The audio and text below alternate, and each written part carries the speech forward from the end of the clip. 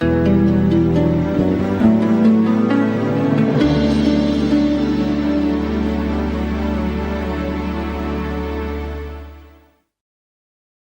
select getting pissed on 2 lager shandies and taking a transatlantic flight with Mark Strickson, press enter now.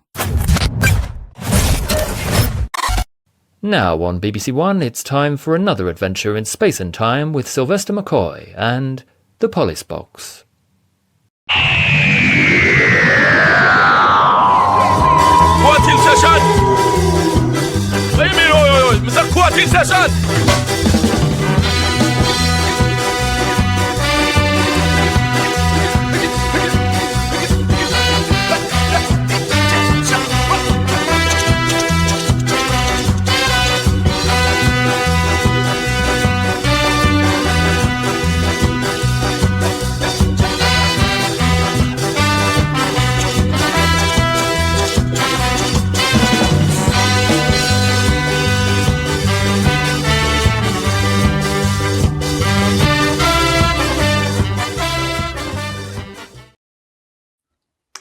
Ladies and gentlemen, boys and girls, the monkey house may well be nearly full, but there's room enough for you. Welcome to the Police Box Live. Tonight we continue our trial of Series 26 of Doctor Who with Ghostlight going before the court. In Ghostlight, we meet famed Victorian explorer Redford's Fen Cooper, who is found agitated and lost in the halls of Gabriel Chase. Initially whisked away by house staff in a state of delirium in his initial encounter with our time-travelling duo, Fen Cooper is later found wrapped in an oversized jacket in a bare, musky old room, seemingly terrified of a small illuminated box which bathes Ace and our new friend Gwendolyn in a bright, blinding glare upon their discovery of him. Talking of which, I'm joined as ever tonight by 2 men who can often be found lurking in shabby lodgings, awaiting an opportunity to give any unsuspecting young woman a quick flash. It's Cameron Phillips and David Cummings. that wasn't as good as the usual ones. That was a bit. No, gentle. see, that was a bit. It was a bit genteel and it was a bit obvious. Yeah, you know? Like sometimes I just can't go in 2-footed, right? And I need to lay off sometimes for the big ones to have the impact. Okay, right. It's all about I have contrast. to treat you gently sometimes. Okay. See, normally I sit here and I think, oh, I didn't see him going there, but that's quite dark and quite funny. I like that one. I'm now sitting going, oh, surely it could have gone darker than that. And I'm trying to work out where you should have gone with it. So it's not to your usual standards. If Dave's mind is working overtime to get a darker joke, then I am particularly concerned. To that point, you've phoned the authorities. Yes. How are you two? All good? Not bad, not bad. Again, Yourself? Which you take it the 2 regular ones, not the 2 guests? Because how are you 2? Could be anyone. Yes. I'll take that as well then, Dave.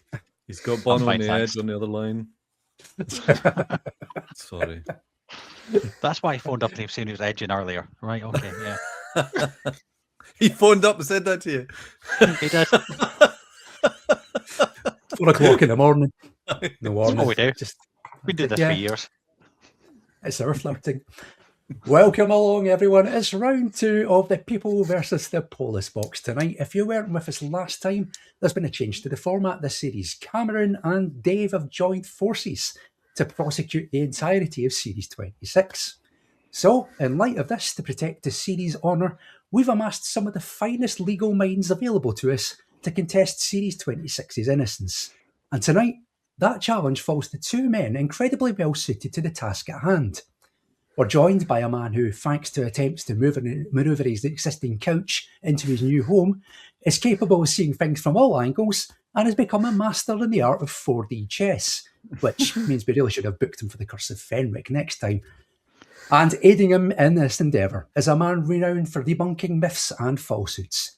He's already proven that he's not a former member of REM, has never been the head of light entertainment at the BBC, and, despite what Joe Ford said in his last appearance, can categorically state that his wife did not shit herself at their wedding.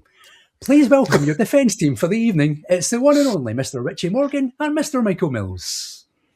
Hello, chaps. Nice to bust some myths, isn't it? I'll do my own applause, shall I? There we go. This is exclusively for Richie. Yeah. Well deserved. A slow hand clap. How are you both? You both good? Good. I feel like last time I was on this, we were doing War of the Sontarans and saying it was shit, but we're here to defend the best series of Doctor Who ever, right? So that's what it says. What was in the my contract. last one? What did we do? What did we do last? Where was I? I can't remember. I think you were on the Flux, weren't you? Did you not do Village of the Angels with us? Oh, that's right. I think that was your last one. Okay. So Yeah. both relatively recent. Same series, in fact. It's like we're same story, in fact. That's still not settled. Well, talking of series, how about we have a look at the series results so far, eh? The one. There's only one. So far. Yeah, the one result so far. There it is. Battlefield was found not guilty by 71% to 29% in the company of Fraser Gregory last time round, which means you, the viewers, the great British public, well, the ones that watch this show anyway, you are 1-0 up on Dave and Cam in this series of the Polis Box. So, there you go. Striking a victory for the people there. Boo to the people. Down with the people. First against the wall come the revolution. The people. All of the people. All the people. All of the time. Kicking out the bourgeoisie. Get rid of the people.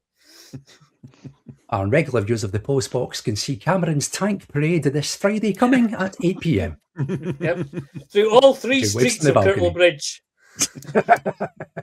One tank at a time. The streets are One very tank narrow. at a time. There's not enough room for too many of them. Probably one. They might get stuck on the hill. Potholes. Maybe. Who knows? Well, before Cameron's great dictatorship gets underway, how would we get underway with tonight's trial? That is indeed the format. We probably should. Always love the long silence when everybody says yes. There's a Sony PlayStation State of Play at 10. You know what I mean? Crack on then, eh? Okay. Yeah, you made your feelings clear. Let's go on with it. It's time then to go from police soup to nuts and head back once again to 1989. The rock and roll years. Can the defence help you see the light and stop those white kids, Cam and Dave, from firebombing Ghostlight's reputation? Or will the prosecution regain control of this series and get a guilty verdict in the bag? Let's find out as we put Ghostlight on trial.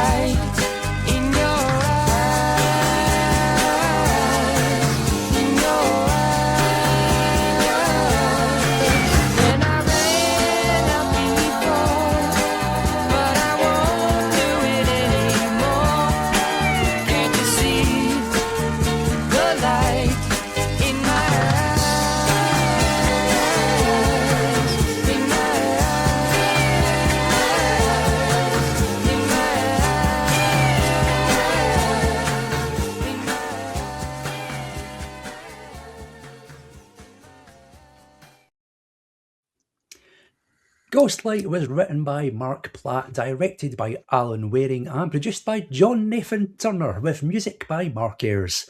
It starred Sylvester McCoy as the Doctor and Sophie Aldred as Ace, with Ian Hogg as Josiah Samuel Smith, Michael Cochrane as Redford's Ben Cooper, Carl Forgione as Nimrod, Sharon Deuce as Control, John Nettleton as the Reverend Ernest Matthews, Catherine Schlesinger as Gwendolyn, Frank Windsor as Inspector Mackenzie, Brenda Kempner as Mrs. Gross, Sylvia Sims as Mrs. Pritchard, and John Hallam as Light.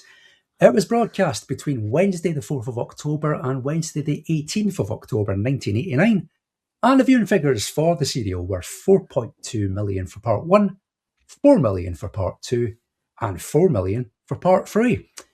Those are your stats and your numbers for Ghostlight. It is time to call this court to session. This court is now in session.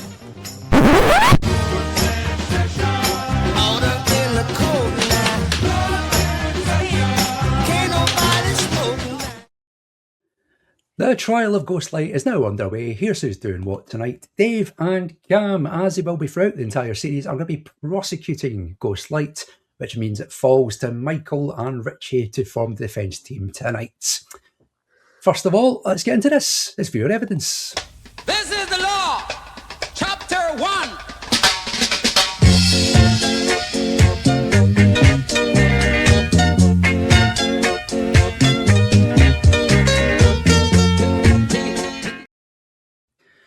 Once again, we've thrown open the courtroom doors and invited you, the viewers, to take to the stand and give us your evidence on Ghostlight. So let's crack on for a couple of newbies to start off with, who haven't been in touch with us before. First up is Scott. Good evening, Scott. Welcome aboard. Hello, Scott. Hello. Hello, Scott. Is he a Hibs fan? No, let's not start that again. Oh, no. More than that later in the show. Scott says, really good idea, but not an idea best suited for how they were able to tell the story on broadcast. So ultimately, did Doctor Who as a 25-minute weekly TV series for families? No favour at all. Guilty. Mm-hmm. Yep. No, We'll get to that in more detail. Incorrect. sorry, Scott. Next one. Wrong. It's like very concise answers there. Yep, no, wrong. Moron. Hello, welcome to the show. Oh no. No. You'll get used to this. As a guest in the Polis Box, I'd like to invite the Polis Box audience to kiss my arse. One by one. Tell the YouTube moderators what you think.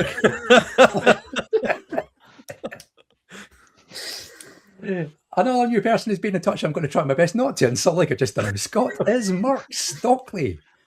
Good evening, Mark. Hello, welcome. Mark. Hey. Hello. Mark says it's a sumptuously designed story, but does take 3 to 4 watches at least to get your head round what it's actually about. And even now, there are some things I'm not completely sure of. Yep. So is he? I mean, Good. that's good. That's right. Yeah, excellent. Well done, Mark. Welcome to the show. You can stay. I I think I found the bar for the defence tonight. There you go. So there you go, there's Mark's views. Let's have another newbie, shall we? It's fresh-faced youngster Cyhart, who says, it's superb, grotesque and very atmospheric. The slightly annoying dialogue feels modern and makes it very much its own thing. So many great performances here, all glued together with great but unshowy direction and an atmospheric score. Definitely not guilty. Out of the mouth of babes. Yes. Yes. What was he watching? Because it's not the Sai same has thing I was my watching. heart. Sai has my heart all the way. Sigh. Well, see if we can get the hearts to come up. If Fraser can do it, so can we. I think the fingers are too long. I think it's also because he's on a Mac, but never mind. Yeah. God, so posh, isn't he? So posh. Yeah. Okay, next up, Dave Rennie has been in touch to say this. Ghostlight is bloody complicated, isn't it? I needed that DVD documentary to confirm what was going on, just like the actors needed questions answered. However, it's got a wonderful cast, looks gorgeous, period BBC at its finest, and McCoy gives his best TV performance, in my opinion, as the Doctor. I don't even mind the bizarre performance of Light. The cream of Scotland Yard is one of the funniest lines in Doctor Who too. No way it's guilty, folks. And he does round off his point by saying this. I'll just say in advance before the Hibs chat, well done, Dave, for the other nights. Yes, I knew it was coming. Yeah, I wasn't going to bring it up. I wasn't going to mention it. Until now. Now you've been invited. This is Oh, like, wait, I can't, we've done I the can't double really at the too weekend. triggering. Yeah, just for the viewers at home, I had to spend 6 hours jammed in the back of a Ford Focus with Cam and Dave there. Dave Rennie talking about wrestling and football. Yep. Richie, almost like- you're saying that like it's a bad thing. I was like, I can't wait to hang out with a bunch of Doctor Who lads in the car. Anyway, wrestling and football. I'm not saying we're going to girls. look to this, Also, but my back hurts. You had a whole weekend of Doctor Who. So this was the Got to have change, variation. you know. I'm just you know. kidding. I'm just messing. I had a lovely time. he says he's just kidding, but he did bring his switch for the journey down in the car. I think he knew. Yep. Well, there you go. One man who's banging his wrestling and Scottish football chat is feature guest in this series, Dan Hollingsworth, who says Ghostlight is proper weird and kind of guilty because of the poor script editing for timing that made it hard work to understand upon transmission. But I love the story, excellent studio set, guest cast, and general peculiarity. So I'll call it not guilty. Oh, you're giving it such a low bar, Dan. You're giving it such a low bar. Doctor Who Kind gave it a of low guilty. bar. Ah. Lower than a racing snake's belly. Here we are. It won't be racing if Joe Llewellyn gets his hands on it. I know. Not really. Next up on Viewer Evidence, it's Jason Thompson, who has got quite a lot to say about Ghostlight, so we'll crack on with this one. He says guilty, not because it's bad, but because it gave rise to the awful notion espoused by more than one fan authority in the 90s that it was Doctor Who for the VHS era. In other words, it was deliberately made so you could only really understand it if you could watch it again and again on video. Now, I agree that TV shows can benefit from rewatching, that you may see things in it you overlooked before, or things may become clearer once you have an overview of the whole thing in your mind. Or maybe you can pick up the foreshadowing of a huge twist, like season 1 of The Good Place. But if your product can't be followed or understood when sitting down in front of the TV on first viewing, then it's a bad product, pure and simple. Ghostlight, like many other stories, is edited heavily to fit the running time, but excusing this by attributing the idea that Cartmel et al. Were assuming viewers would record and rewatch it to make sense of it is trying to make it seem cleverer than it ever was, and maybe is the reviewers trying to feel better about the fact that they didn't get it until they could watch it over and over and over again and concoct their own interpretation. Personally, I think the production is Jason. superb, but it hasn't much. Jason. Not, Come on, man. not a fan of things being edited down, Jason.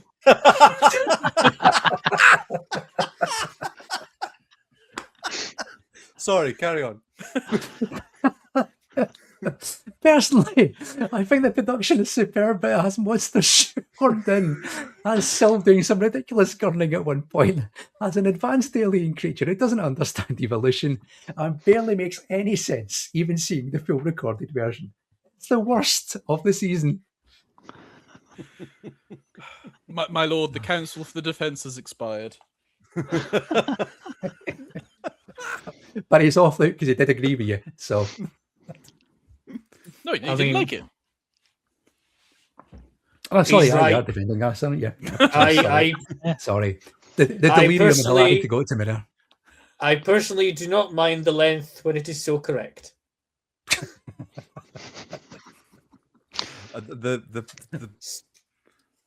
The words "that's what she said" are trying to come out of me. But they Forcing their way in. have, just they have already. And I it was think coming you out with want his to length. got Noel Clark in trouble in the first place. Sorry. Topical humour. And it will be Yes, another yes. 6 months when he gets caught for something else. Next up, Hannah Cooper has been in touch to say this about Ghostlight. Do I understand all of Ghostlight? Do I fuck? Do I care? Absolutely fucking not. It's atmospheric Who on a budget at its finest. Intriguing Victorian ghost story mashed with aliens and packed with interesting characters makes it a joy to spend time at Gabriel Chase. Bonus points for racing a suit. We We all agreed. And so say all of us. Well, actually, not all of us, I'll be honest. Is that all it takes? Is that all it takes for some folk? Have we just reached that stage now? Yeah. Women should wear women's clothes. They should be proper ladylike. That's Child I child think is what the really prosecution naked. is trying to say here is that we should be asserting gender norms in Doctor Who. And most of all, they should be playing a beloved TV character. Point one for the defense. Ace's Shameless Wantons. Yes. Number 47 on your Chinese takeaway menu. One man who's never been a shameless wanton in his life is the man with the golden voice himself, is Gareth Bowley. He says, music, production, acting, the cream of Scotland Yard. I like this. In the darkness I'm desiring, not guilty.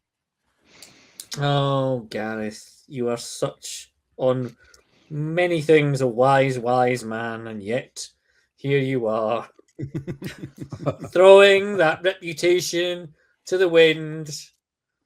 Dear me. Dear me. It's almost poetic. Don't listen to him, Gareth. Yeah. We've got you. If you need a hug, Gareth, we're here. We're here. We're all here. We're here for Gareth. One man. who's here for Gareth's boys are on the case. Team Gareth. Just be Bowley. Got to be the Bowley boys, is it not? On their adventures. Oh, I'll get a couple of flat caps. We could totally carry that one off. That's one for the Patreon subscribers later.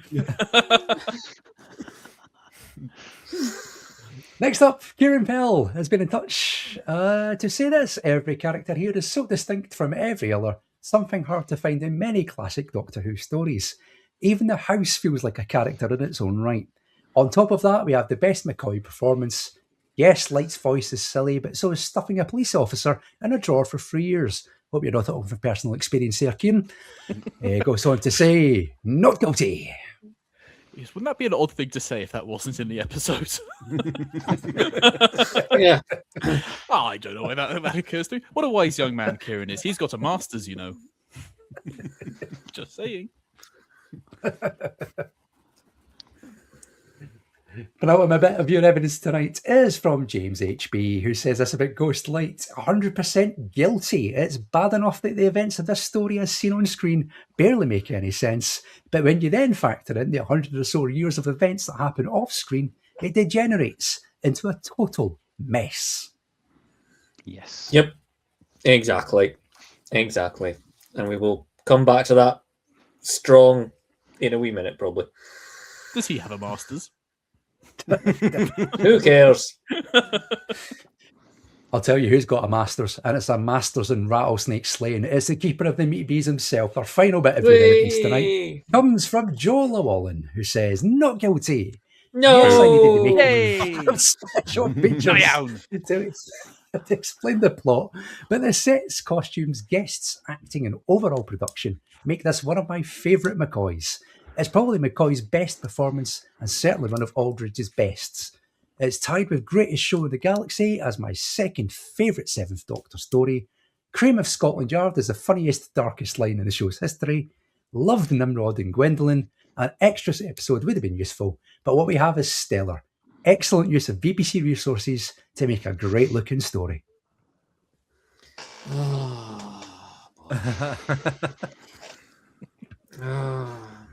Yeah.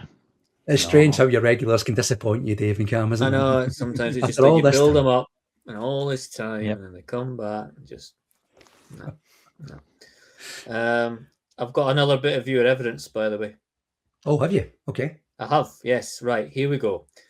Geordie Al gives his apologies for not attending a couple of weeks ago.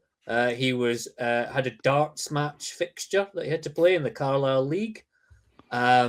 He could have made tonight, weirdly enough, but it's he just said, "Ghost Light. That's the one with the fella in the drawer." And that's all he said. He stopped there, really. So I mean, he wasn't. I just thought I'd throw that in there. Yeah, I mean, that could speak for or against the story. I'm just saying. Well, yeah, that's your bag. But that's his overriding memory of watching it at the time, was there's a fella in the drawer. So I just thought I'd throw that. Does he in have? there. Yeah, I'll add enduring imagery into the. Thank you. That's it. Extra points. Like right into the defence's hands there.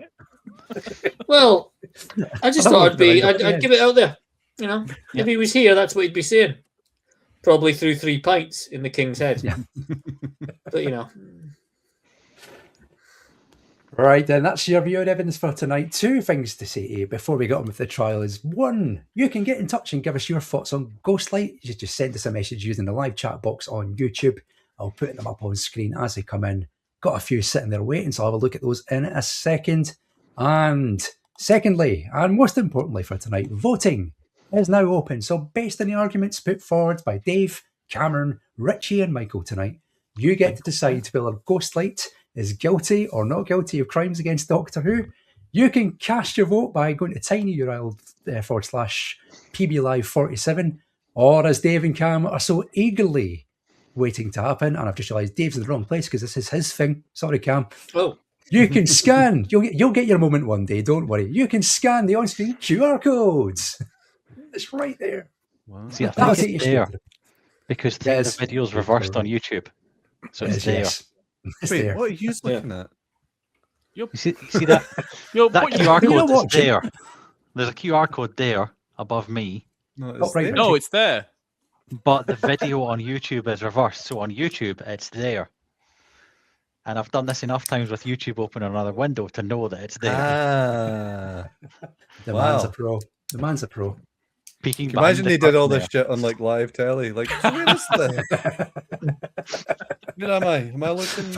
Wait a minute. I'm clicking this and the weather's changing there, but I can't see anything. I've been seeing this. It's like magic.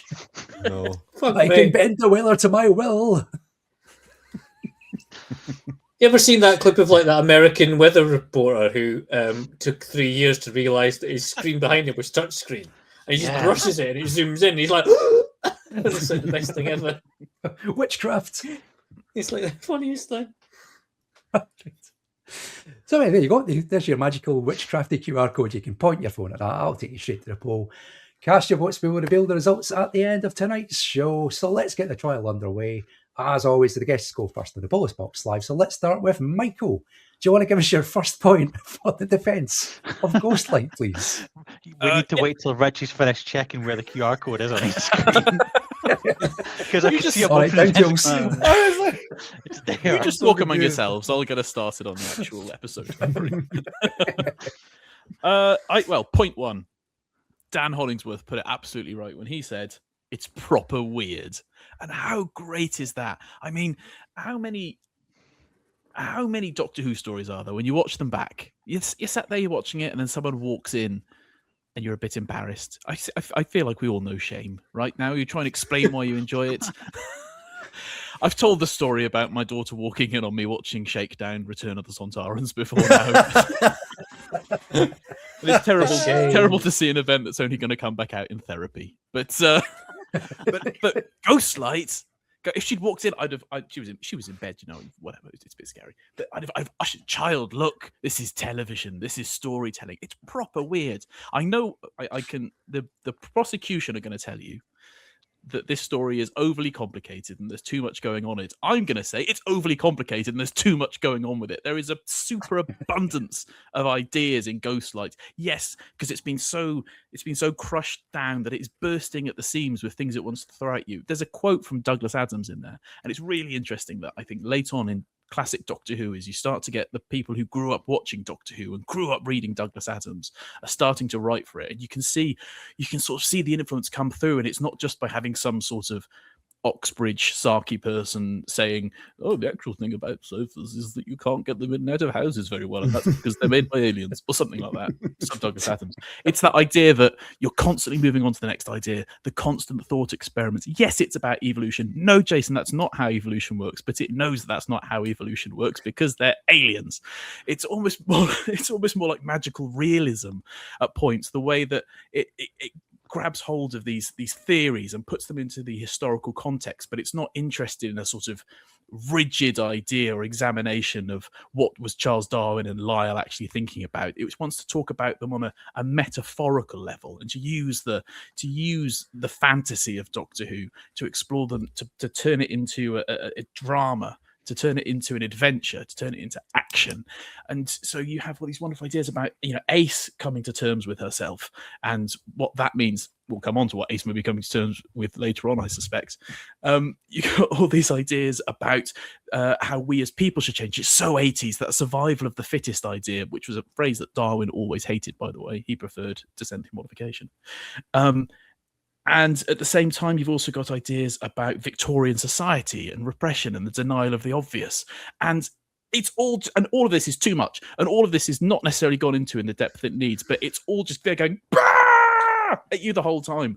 And when you watch it for the 5th, 6th, 7th, 84th time, you're not sat there going, oh, actually, I'd never noticed before that at the back of the gravel quarry as John Pertwee runs past, you can see what must be the broadcast recording van, can't you? You're going, oh, I can see that theme emerging as well. It is proper weird. It's bloody complicated, isn't it? As someone else put it in the viewer evidence. It's fantastic. Every time I watch Ghostlight, I don't know what I'm going to get out of it at that time.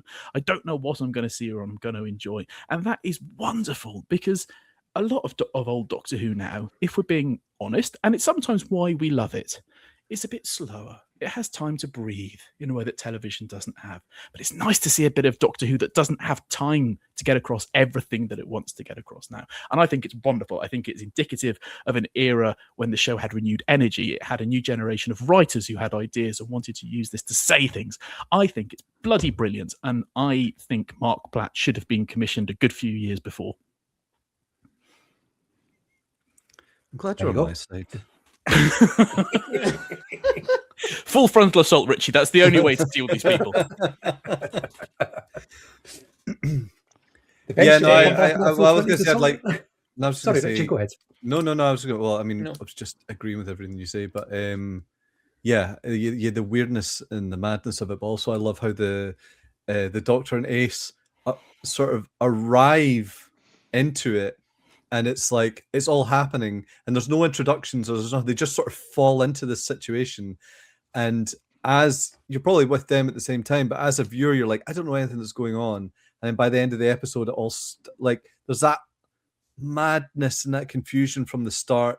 And then as it goes on, those questions are answered, but it doesn't present it in a way that it's like, here's a mystery. It's just more like, what's happening? And then it just feels so great when it all sort of starts to come together and you start to realize what's going on.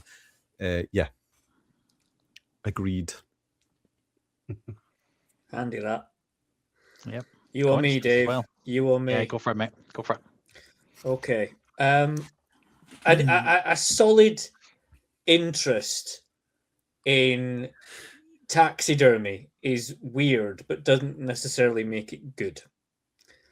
I feel that the defense tonight are essentially trying to tell us, in not as many words, that, it's a little bit weird and kooky, isn't it? And that makes it really, really good, and it's really worth watching.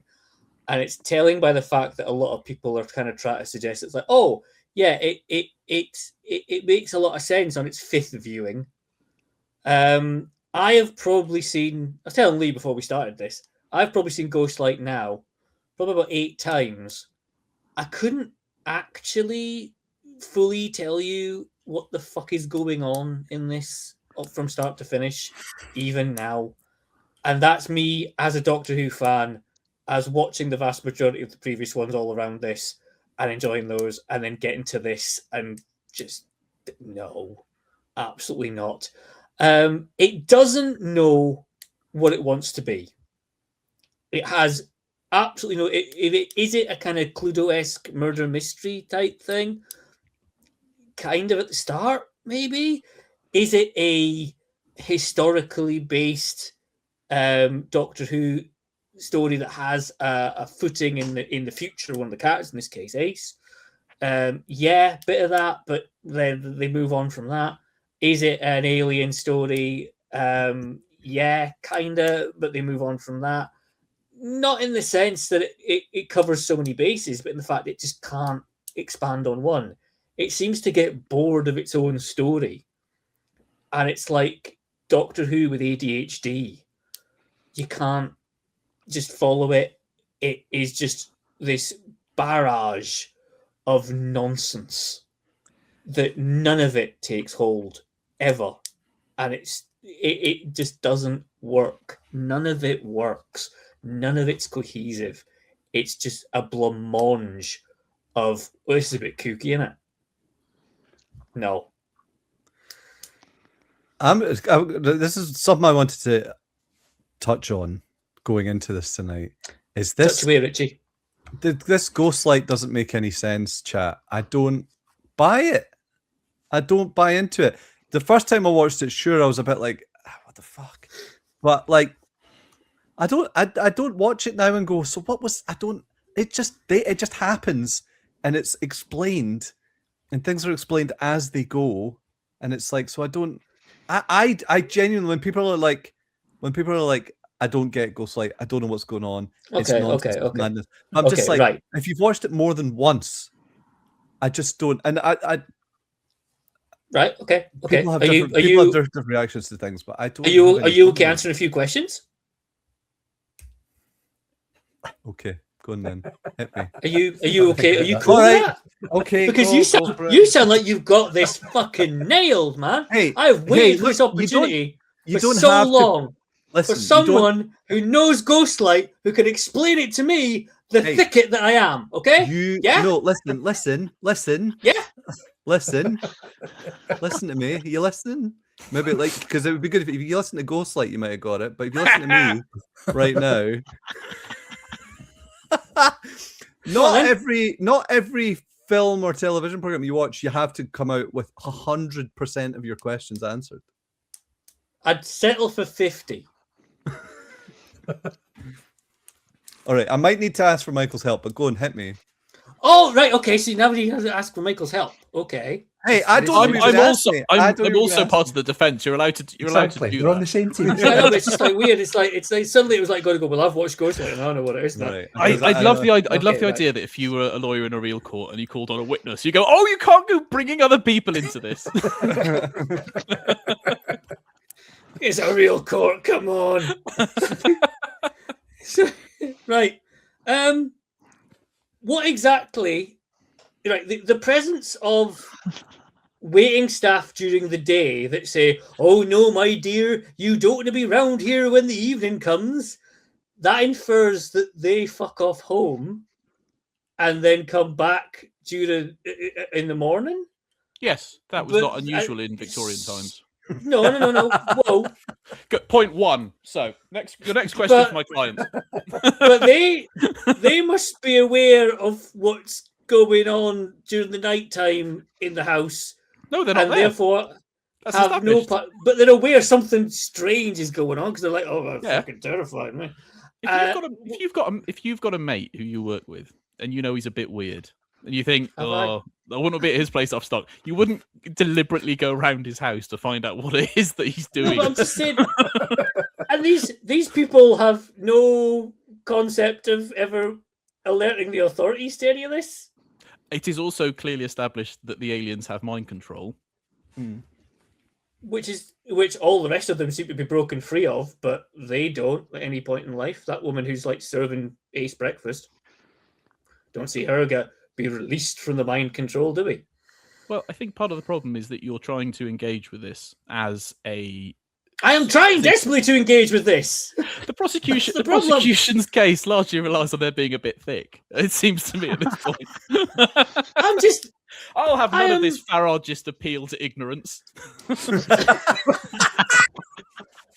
Ooh. Suddenly, I mean, if you got that, I mean, this feels like a very.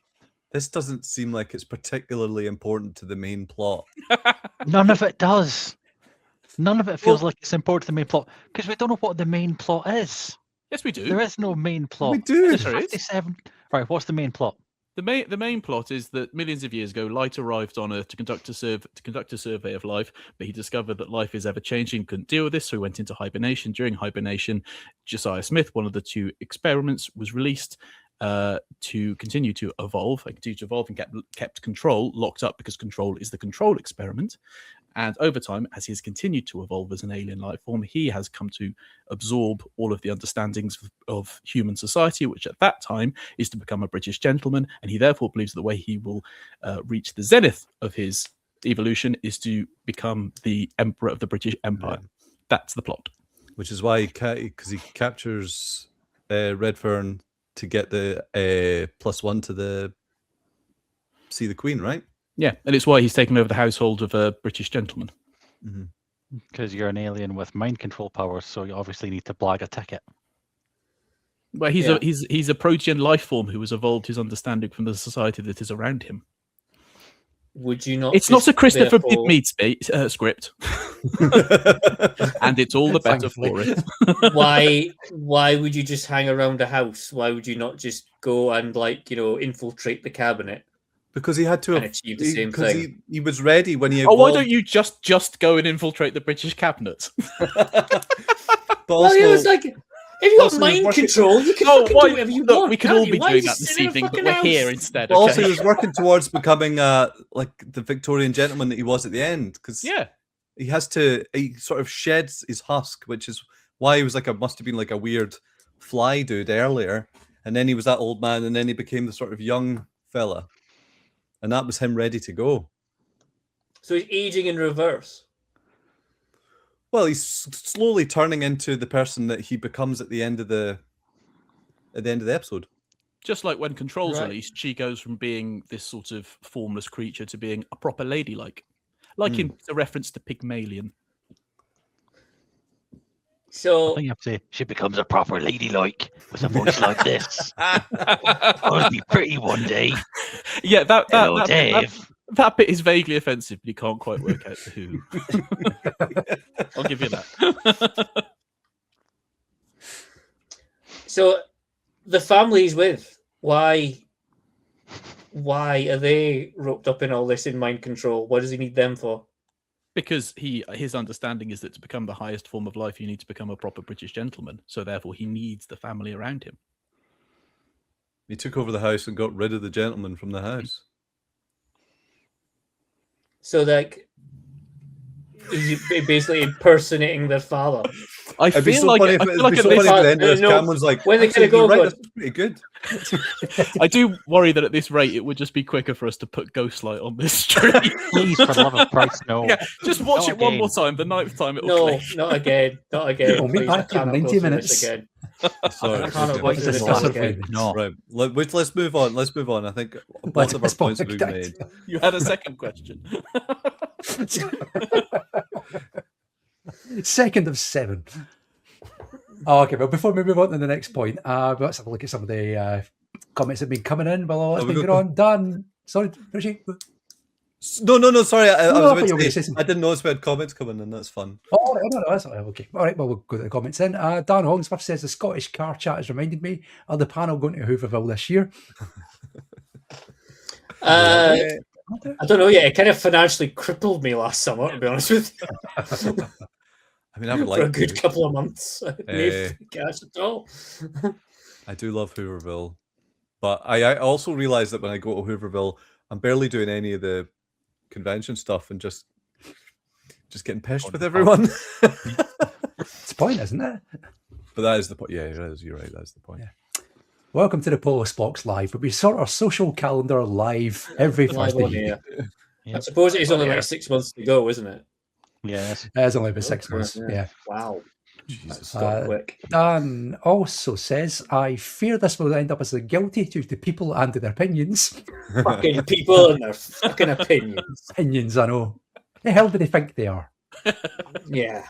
You can't trust people, Dan. Nope. Yeah, you can. Joe Llewellyn, evening Joe, has been in touch to say Joe. Eddie McCoy is automatically not guilty for me. Even Timon the Rani and Silver Nemesis. Shut up, Joe, you're not helping. At least Timon the Rani and Silver Nemesis are coherent. Oh, fuck off. No. I'm in my house. Where do you want me to fuck off to? You're the one that was Nigel Farage. I love they were like, I don't understand what's going on in Ghostlight. All right, ask a question. Where are the staff going at the end of the day? Is that was your big killer question? Yeah, that's going. Yeah, that was on the list. Where are the staff going? Where do they sleep? Why do they not see their beds? See, we care about the normal people. We Wantons care sat about there the going, people. I don't like this because I can't see the toilets. To be fair, that's always point number one in any trial he comes into, regardless of Can I see story. the toilets? What are they eating for breakfast? But time in the Rani, in which Colony in space. Can I see the dress toilet? up as Time in the Rani, Rani, though. Langford. That is my flawless plan. Russell Owens Trousers has been in touch to say Ghostlight always seemed like the Doctor Who I should like rather than the Doctor Who I actually like. Worthy, but I'd rather watch the Android Invasion. That would as well. Actually, I'd probably take Android Invasion over this, definitely. Yep. Easy. And I don't mind a couple Android more Invasion, them. actually. with its excellent plot logic. Yeah, here he goes, stoking up another fight. Android Invasion is definitely an episode that could have done without a fourth part. Not even condense the script, just get to the part of it and say, I think we've all had enough. we could really raise Lee's ire here by saying, I don't mind androids or Tara. So that's not bad. I've never seen Lee's face go so straight so quickly. I'm going to ignore that last comment from the prosecution and move on. Dan Hollingsworth's got a couple of more comments. It says the reversed video barcode location is just as confusing as Ghostlight. Yep. True. He's got a point. He's got a point. It is. It also says Michael gives good summary, and we've all seen that graffiti in toilet walls. My lawyers will be in touch with you, Dan. But it also reminds Dan that he does need to go and shed my husk soon. And possibly a euphemism. We don't know. Yep. We don't know. Shed my husk. Yep. Right then. Let's go to the next point then. So that will be Cameron. Do you want to give us your first point for the prosecution? Oh, Christ. Here we are. Where are we? Blah, blah, blah, blah, blah, blah, blah, blah, blah, blah. I don't hate Sophie Aldred as much as some people do. The Joe Fords of this world, let's say, who can't be doing with her at all. My problem, though, is performance-wise and acting ability-wise, God love her. But I think maybe putting a story point in this is the house that Ace burnt down as a teenager, 100 years in the past, in 100 years' time, it's going to burn down, was perhaps not one to put upon the shoulders of someone as inexperienced as Sophie Aldred was at the time. Essentially, what it boils down to, this emotional weight, essentially boils down to her shouting and flouncing out of a room about 4 times and going away and hiding in a corner somewhere. Possibly would have been better with someone else and not quite expecting her to go through all that. It's kind of a weak point. It's a weak point, isn't it?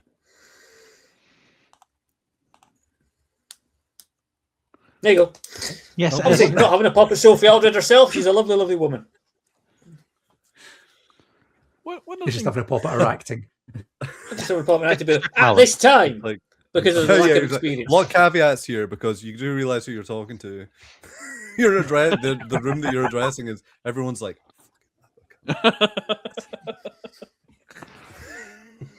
Let me win the audience around by having a go at fan favourite Sophie Aldred. In this, that's what I'm saying. In this program, Doctor Who, too much. You will love. In this story, we all know she was talented enough to go on and do bigger and better things. Yeah, she was. Absolutely. Like Matthew Waterhouse won an Oscar. I mean, come on. Sophie Aldred taught us all how to write the letter A. Yep. Sophie, you heard somebody scraping a barrel. You'll be there. She had quite a good career as a TV presenter, though, didn't she? That was in the 90s. She was everywhere in the 90s when I was a kid, in fairness to her. Was it Maureen's Musicograms? Was that not her? Yes, and the Magic Roundabout. Yes. Yeah. I think she's in the Magic Roundabout. She is still acting, though. My daughter watches that Peter Rabbit cartoon on CBeebies, and she's the voice of the mum in that. All right. Oh, there you go. There we go See? then. Yeah. I do think she has a did very the mum- specific style that fits kids' television. Yeah. And Yeah, one of the that's things fair. Well, I think one of the best things about season 25 and 26 of Doctor Who is that it feels like a really decent kids show again, and I mean that in the best way. You know, and I think the casting of Sophie Aldred in that is entirely in keeping with that, because I think she can pitch her performance at a level that works for that audience, and it's not like, you know, and I think you've accidentally said something quite good about Ghostlight there, which is that it is demanding more of the actors emotionally than I think Doctor Who has done for quite some time. I can't really name many. We love them all, and they're all excellent actors, but I can't name many classic Doctor Who companions who could have carried off that dialogue in a way that would have felt genuinely like, and you got to say Louise Jameson, and I'll give you Louise Jameson. It's just don't do that. Not with their record. It's just an interesting point. I thought of the kind of many times that Ghostlight has an idea, the kernel of a good idea that you're kind of thinking, yeah, if they'd have ran with this, it could have gone somewhere.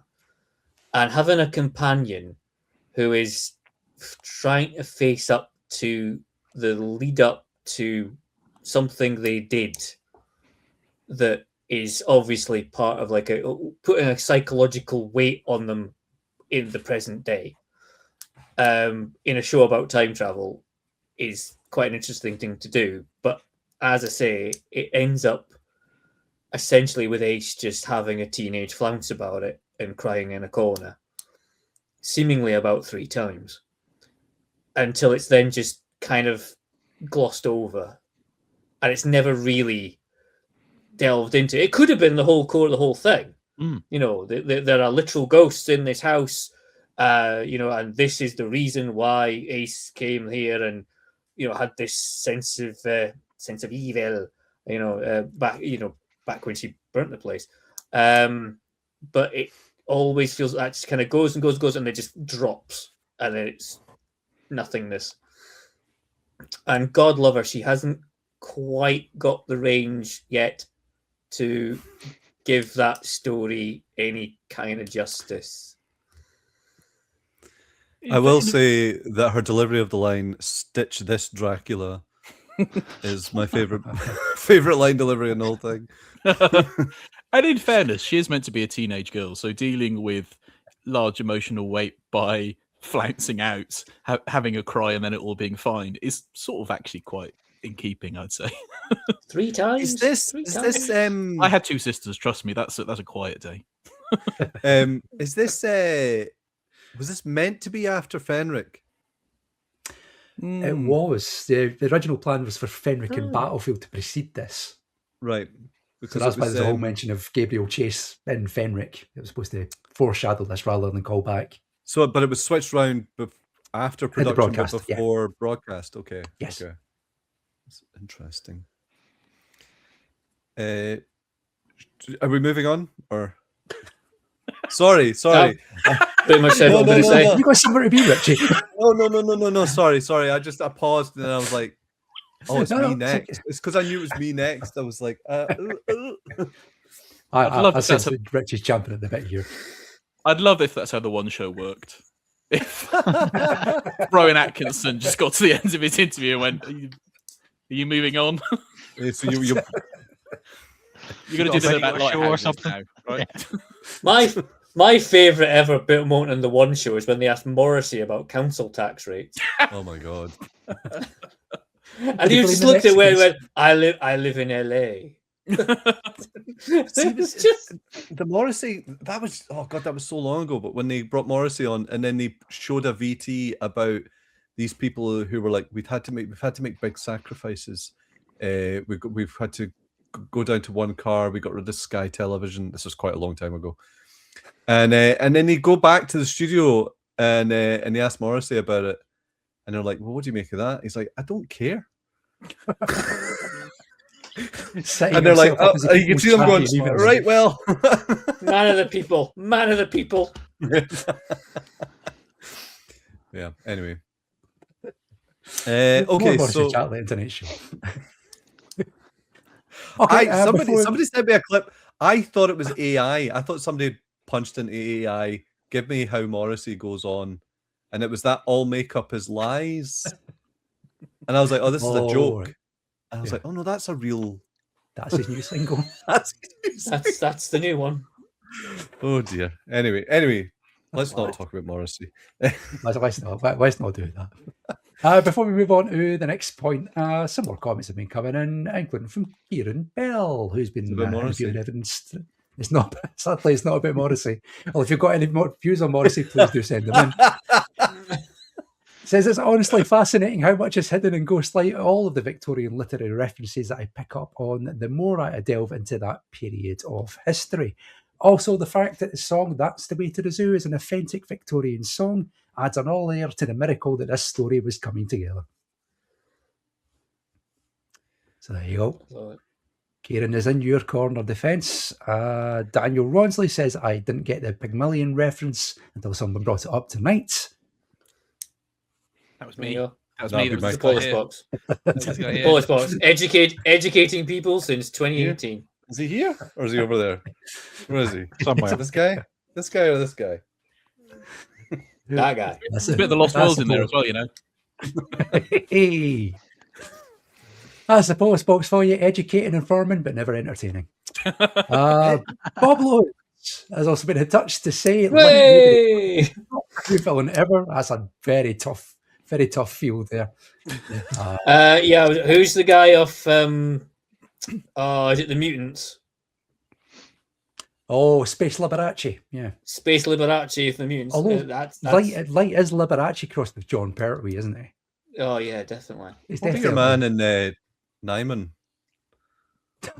Yeah, good point. Are you suggesting Lord Nymon is in any camp, Richie? Nymon! I don't see where you're picking this up from. Nymon! Bob also goes on to say, what I want to know is, did John Hallam come up with that voice before or after getting the costume? Because that was a definite choice. Yeah. I almost wonder if he didn't mean to do that, but he started doing it. Just sort of went to, I'll do an angel voice, you know. Oh, I'll bring it up here, bring it up here. Oh, hello. Oh, keep going. Oh, I don't think that. Yes. Oh, hello. I've been cataloguing things from Argos. Mother, I've been cataloguing again. Don't you be cataloguing. Clever boy, lads. Smacking right there. Don't blame you. Oh, you have to make do with this instead. He's a gruff Welsh father saying, boy, you go and play some rugby instead. What are you talking about with your butterflies? You know that Star Trek episode where Dad turns up at the end? Come in here with your bloody insects, boy. We say you need to conquer this. You're an eldritch being of the ancient past, boy. Oh man! I'll get to the bloody coal mine. Beg your pardon. I feel like we're descending into something here. Yeah, it's a tangent. I'm allowed to do the voice. No one else. No one else is. We tried this last time. It wasn't funny then. Michael got upset the last time, and yet but here we are doing the same things. Never learning. Russell T Davies was poised to vote in our favour. Get that off. Wales has deserted you. Well, let's learn another thing. Let's learn another point from the defence. Richie, what you got for us?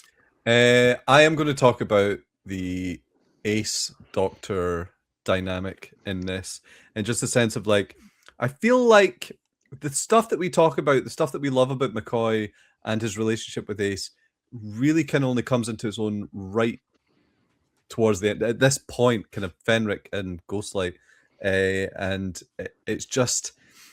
I love the Doctor's kind of, he's got this incredible curiosity about Ace, which we are so used to now as a Doctor companion thing in the new series that it's, you forget, it's kind of the first time that, I mean, Ace wasn't really presented as a mystery, but then for her to become a bit of a mystery,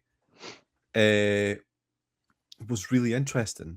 but also the Doctor's kind of curiosity about her, but his lack of emotional awareness at the same time, and the way that he sort of manipulates her, and he's trying to coax this history out of her and this information out of her, and it's not necessarily a friendly, like they've got a very strong relationship and they clearly very much care for each other, but also there's this kind of back and forth that's questionable, and I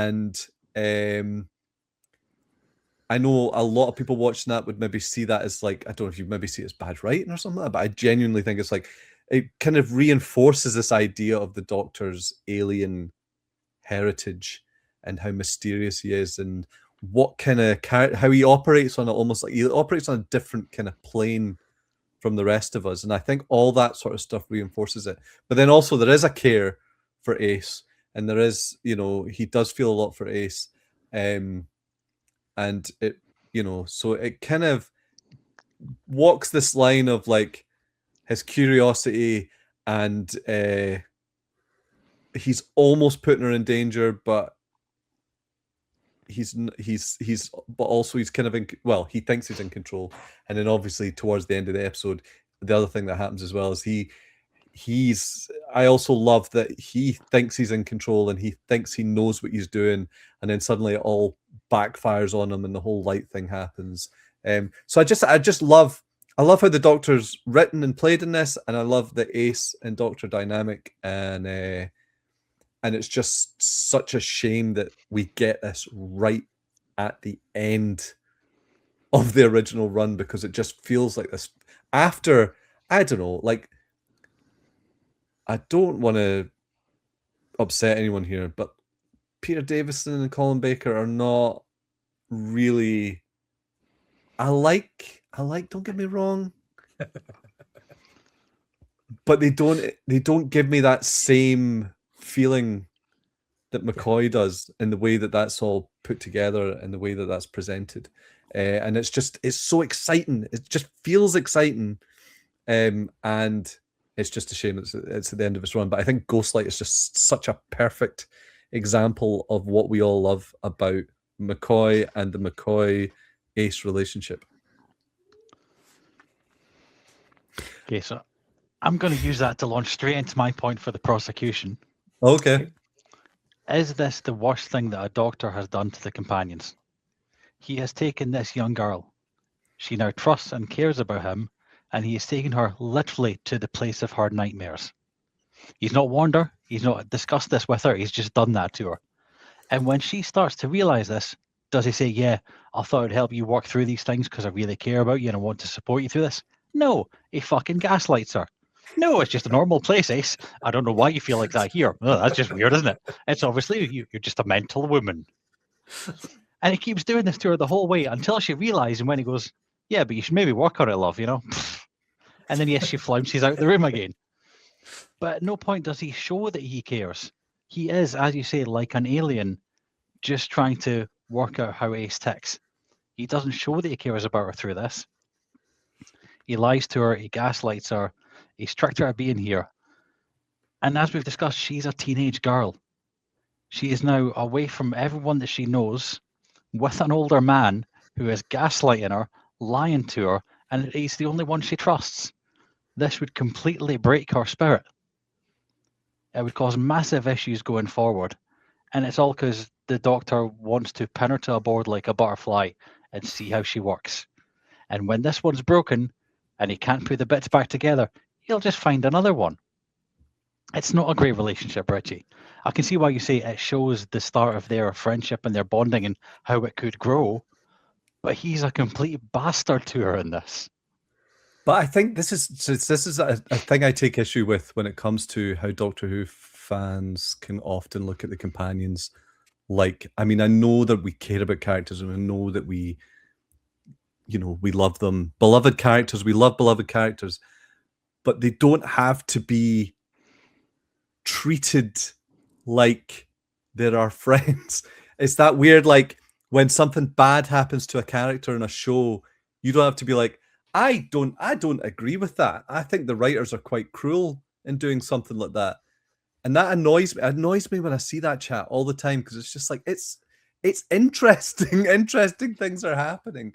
She's not real. She's made up. Yes, but I'd still like to see the Doctor treat the companions with basic human decency and respect most of the time. Not as the centerpiece of a story. I don't get any disrespect from him though. I just get the sense of like, I think he does. He has this way that he shows that he cares, and I don't think it's just, I think that's what I'm saying. It's like it's alien, and he's not. I don't think he's written like he's abusive. I think he's just written like he's. He's an older man who literally takes a child to where she was psychologically damaged. Right. You removed her from her friends. Can I also add one of abusive relationship? Can I also add that he didn't take her away from her home, did he? He picked her up after she'd already been whisked away to some planet that she had no idea how she was going to get home from. Almost like she was a young teenage runaway. And he picked her up by the side of the road. But she wasn't a runaway. And did he take her home? Did he fuck? No. I mean, I feel like you're going to pick at the very foundations of Doctor Who if you start objecting to the Doctor traveling with younger women. I mean, it's a valid criticism of the entire show's premise. But I mean, unsurprisingly, I agree with Richie here, which is I don't think it knows that what the Doctor's doing isn't necessarily the right thing. It doesn't mean he's doing it malevolently. Richie's right; he is an alien. You know, for all that we've had, years of Doctor Who in the 80s saying, "Oh, I'm an alien. You know, I'm from Gallifrey in the constellation of Cerberus." He's actually started to be written like an alien because he doesn't quite get it the whole time. And I also think, God bless him, one of the best bits that Chris Chibnall ever wrote, and I don't mean stand with faint praise, in Doctor Who was the McCoy Aldred scene in Power of the Doctor, which you think of all the fucking hundreds of books and audios and comic strips that have picked over what's in, as Richie's rightly said, just a couple of stories. But Chibnall got it, which is that the culmination of that relationship is acknowledging what it is, which is a parental one. You know, it's a proxy for parenthood, and there is something here of that in this episode. Of like the Doctor is trying to help Ace, he's trying to do something that he thinks will help her, and ultimately the outcome is that he shows her that her feelings were validated, that you were right to feel that something was wrong going on here. But he's doing it sort of like a parent does, which is, I've only had one run at life, and now I'm being expected to tell someone else how to do it. So I'm going to fuck up and get things wrong. I think it's I agree it's not a great thing that he does, but I don't think Ghostlight thinks it's a good thing that he's doing. Yeah, I think that's the point, isn't it? It's like it's interesting. It's not necessarily, it's like when the Doctor does something bad, and it comes back to that, like that scene where Graham's like, "I'm worried about my cancer," and the Doctor has this really, I have no idea how to respond to this, and it's like the amount of people that got so upset with that, and it's like you haven't taken this as an opportunity to sort of explore what that means or what it is about the character. You've just gone, I think it's very mean that the Doctor said that. It's like, what are you wanting to watch here? But then you want the version of the Doctor Who where he does step at the TARDIS and fucking hugs everyone. She also didn't take Graham back to the room where he got his diagnosis. She didn't say, "Hey, we're going out for ice cream." Oh no, we're in this different room. I've no idea what this could be. Oh, isn't that yours? Graham, we'll just go back to oncology. Aye. What were you feeling? What were you feeling when the scans came back, Graham? What did you feel? Oh yeah, I'm really caring for you like a fucking parent. Do you guys watch murder mysteries and go, I didn't like that murder? It was very very questionable. I don't think I'll be watching that again. What would be but what would be she wouldn't take him back to oncology because there would be no catharsis. No, well, exactly. Whereas there is an attempt at that here. Trust me, there ain't She's much happy at the end. catharsis in oncology. Sophie Aldred's smiling when she goes into the TARDIS at the end. Oh, that's okay then. Tears. Yeah, there you go. That's streaming down her face. Tears being psychologically damaged throughout the whole experience. Why are we also saying, oh, the Doctor doesn't really know how to handle humans when he's not had fucking years beforehand of them? I think one of the best things that happened in the McCoy era was they got a script editor who said, "Do you know what? We don't need to write this for, as a character who is remembering everything that is. This isn't a Nick Briggs script. We don't need him to remember continuity points from the Ark in Space episode 2 part way through." I'm not asking for like story points. I'm just asking him to remember that humans exist, and he's maybe known a couple of them and have emotions. And have emotions. He's regenerated. He's different this time. But he's more interesting. So he's a callous bastard now. Is that what you're trying to tell me? Sometimes he can be callous. Yes. A lot of times. What you want? I think what you want is you want that version of Star Trek where everybody's just. I don't watch Star Trek. What the fuck do I know about Star Trek? Well, let me tell you, there's a type of Star Trek where everyone on the whole spaceship was top of their class, and every episode is just an excuse for them to go, "Wow, weren't we great and weren't we affirming about ourselves?" And it's really boring, and I sort of worry that that's what Doctor Who would become. Some people, I think, need the Doctor to be better than them, whereas I don't think. I've heard this before. People say, "Oh, the Doctor's better than us." Is he? He's not fucking Superman. It's funny as well because we look at a lot of the Tom Baker stuff as well, and he's kind of smirking and laughing his way through a lot of it, and that's the exact same explanation. But because he's not been he has been. I mean, he has been a dick sometimes. The 10th Doctor's a fucking prick, and everybody loves it when David Tennant comes back. Well, yeah. I mean, I'm trying to think of like, is there a? Well, yeah, there is the obvious worst moment about the Doctor and the companion when he tries to strangle Perry. So that's probably worse than this. That's like physical assault. Is the Doctor doing some pop therapy worse than when he actually assaulted his companion? When he actually tried to kill them. On a scale. I feel would have twisted the series into a completely different stratosphere, perhaps. Yeah. Oh, no. Yeah. So, Dave, this isn't the worst thing the Doctor's ever done to one of its companions. But it took us a while to think of it. Second. It's a close fucking second on this one, though. It's an interesting idea to be like, if there was something from your past that had, that you had no way to, like, that is a monster that grows inside your head. So to take someone back to the point demystifies it and could be a cathartic experience for them.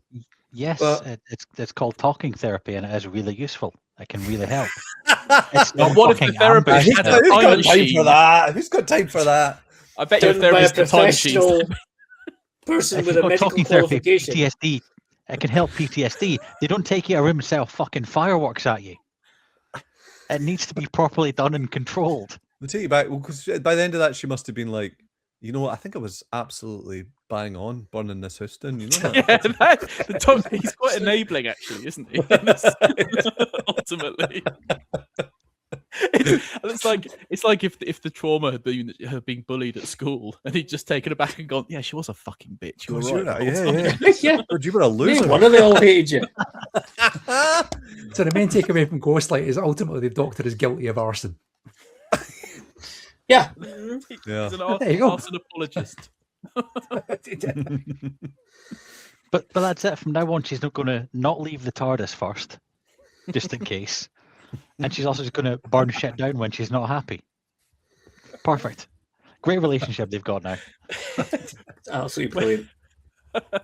I think it's also the fact that she trusts him. If this had come like maybe in like what, season 24, then maybe you would have been, yeah, okay, fine. They're just kind of like getting to know each other. It's kind of just this weird shit, but it's not. It's like, as we said, it's in like the kind of towards the bitter end of the entire classic run, and it's like it feels like almost a betrayal. Yeah. So it's like going, hey, come with me. We'll go through time. It'll be great. It'll be great. It'll be great. We're going to go back to where you first felt pain.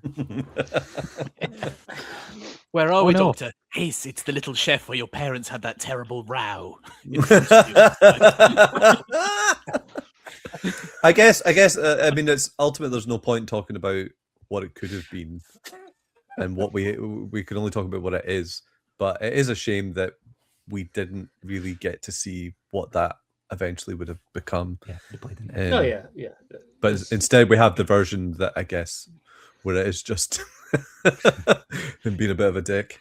Well, it's interesting that this was meant to come before Survival, because that would make complete sense that they have this thing where she's sort of going back to where she's from, but not really, and confronting some of her feelings about it. And then the very next episode, they literally go back. And that, I think there could have been, feels like there was maybe intended to be a slight emotional arc to connect those two things.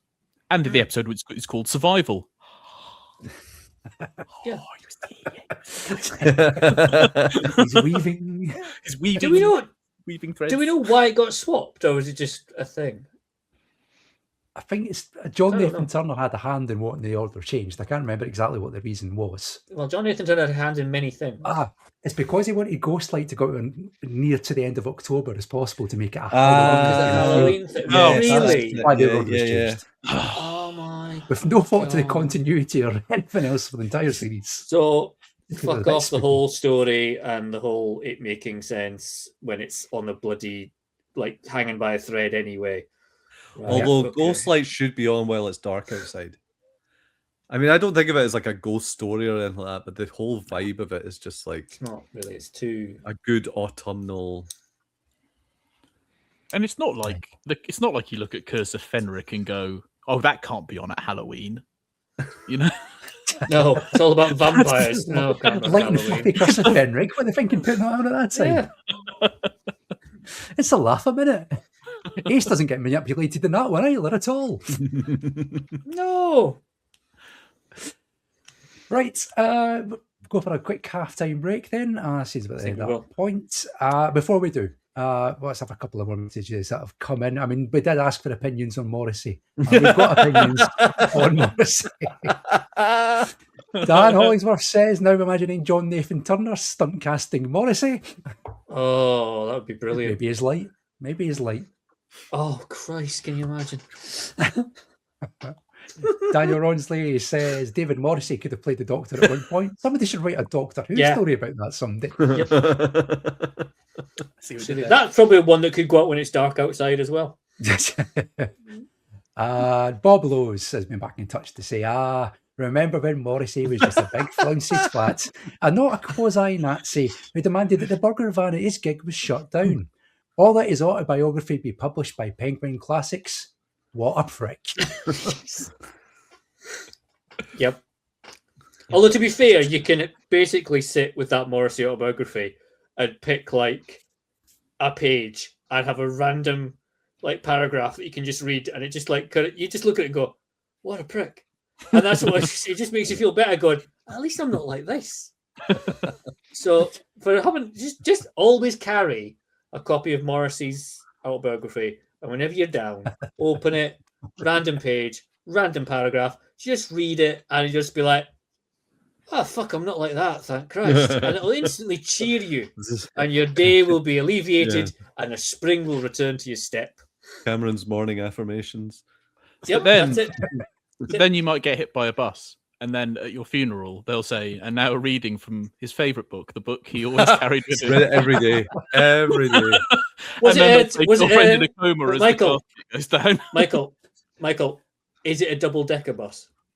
Hey, he did always say to die, but that book side would be a heavenly way to die. Not to give you a peek behind the curtain of the Post Box Live, though, but those Flash 4 comments were sent under pseudonym. They were actually Johnny Marr that sent those in. Oh, wow. Awesome. Yeah. Slave viewers. Right then, let's go for a quick halftime break. If you've not already done so, voting is open, so you can cast your vote in the poll. Go to tinyurl.com/PBLive47 or scan the mystifying, unreadable QR code in the top right-hand corner, which Richie is hedging his bets by voting in both directions. Scan that, point your phone at it, it'll take you to the poll, and we'll reveal the results at the end of the show. We will be back in a few minutes' time to carry on the trial of Ghostlight. We'll see you very So before we come back, everyone go there and vote whether Morrissey is or is not a prick. Guilty if he is. Vote 100% not guilty. guilty. Vote not guilty for prick, and guilty for not a prick. Secondary poll coming up. We'll have results of both at the end. Right, we'll see in a few minutes' time for the continuation of the trial of Ghostlight. We'll be back very, very shortly.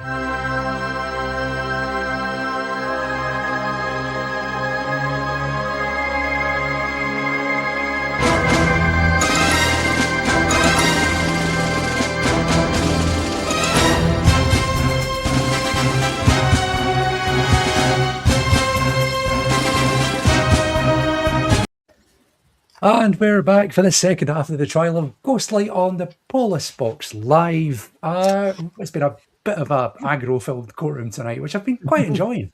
Because this is the first time I've ever seen Richie almost borderline angry. I feared for the safety of everybody in this room. And I know we're talking virtually and we're all in different locations, but he was going to get in his car and drive round at one point. All the way down to Kirtlebridge, just to burst in that door at the back of Cameron. That's the scary thing is he's been to my house. He knows where I live. Yeah, he knows where you live. That's the concern. I think it'd be worse. It'd be worse because I'd just be like, right, we're putting it on again, and we're going to sit and watch it properly. Sit down. And I'm going to watch you. Like, are you listening? Pause it every 15 seconds. Go. You know what that was a reference to, don't you? You know what I mean by that? Fucking Pygmalion. Like when I made my girlfriend watch Terminator 2. Are you watching? Is there any Pygmalion references in Terminator 2? No. I mean, I'm not aware of. Okay. And that's why it's like period experience in Ghostlight, really, in the end, isn't it? For all his money. I had a little look at the poll during the halftime break. It is tipped quite heavily in a certain direction, but of course I won't reveal which direction that is. But somebody... I think we know. As a leads, let's put it that way. But not an insurmountable one. So if you've not already voted, go to tinyurl.com/PVLive47 or scan the QR code in the top right-hand corner. I'll take you to the poll. We'll reveal the results at the end of the trial. Talking of the trial, let's continue. Michael, let's have your next point for the defence of Ghostlight, please. Yes, I wonder if I can take us all the way back to Ace's Shameless Wantons, and talk a little bit about the queer coding in Ghostlight, and because Doctor Who, let's be honest, is not short of a few gay readings, but I think they tend to be, perhaps because of the audience. We talk about the camp of Doctor Who and all that sort of elements of it. It tends to be talking about male homosexuality a lot and those sort of gay readings. I think Ghostlight, talking about the characterization of Ace, is fascinating for me, just I think how clearly queer coded she is in this story in particular, and into Survival as well, particularly the dynamic between her and Gwendolyn, where the moment Ace arrives in this, her sexuality, in what is quite in some ways brazen for 20th century Doctor Who, is an immediate point. The Michael Cochrane barely able to look at her, madam, because her shoulders are out, which on the one hand is a little bit of a joke about showing your ankles and stuff, but within this story, it's actually quite a serious point that it wants to talk about a bit here, especially when she's then immediately coupled with Gwendolyn, who is a character who is both literally, realistically, and science fictionally repressed. She's literally being forced to adopt an identity that is not her own, to play this part of the younger girl to the English gentleman alien. And I think there's a really deliberate dynamic there between these two characters, and especially because then they go behind the bloody screen together, and when they come out, they're both dressed in these gender bending outfits in these dinner suits, which, especially at the time, male impersonators, that was a big stage act, and it was a sort of sign playing on gender identities and gender roles.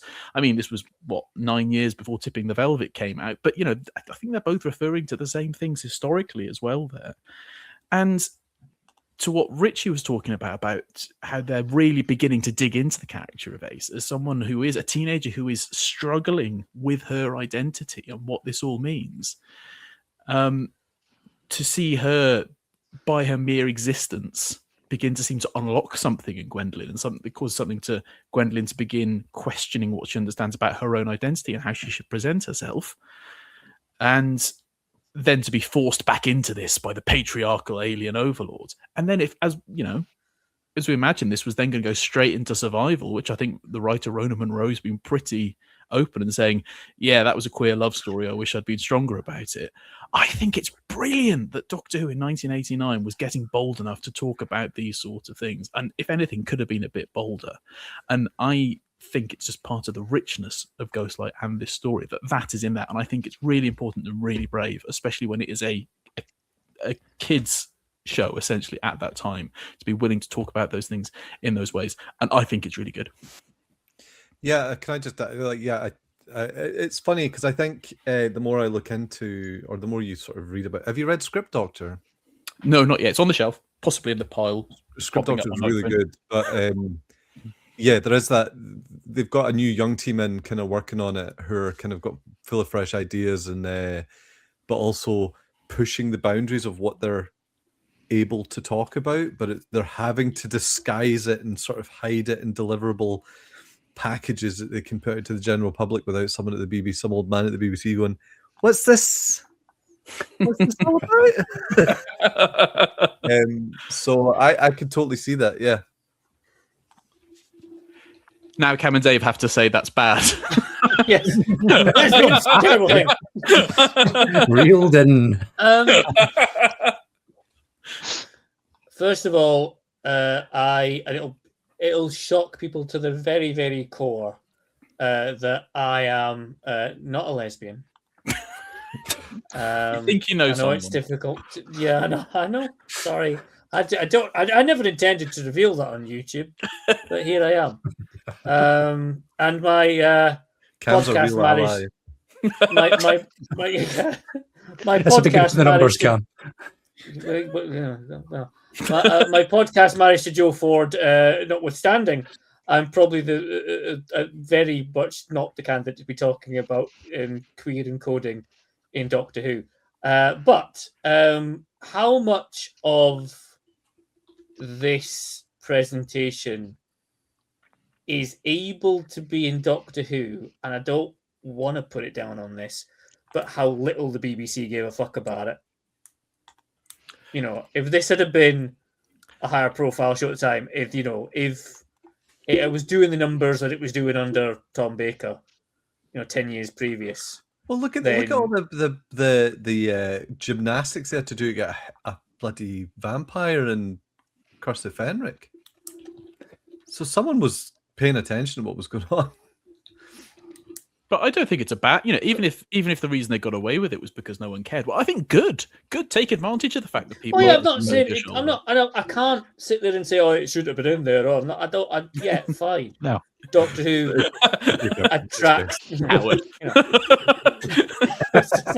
Fucking get hashtag no lesbians in my Doctor Who.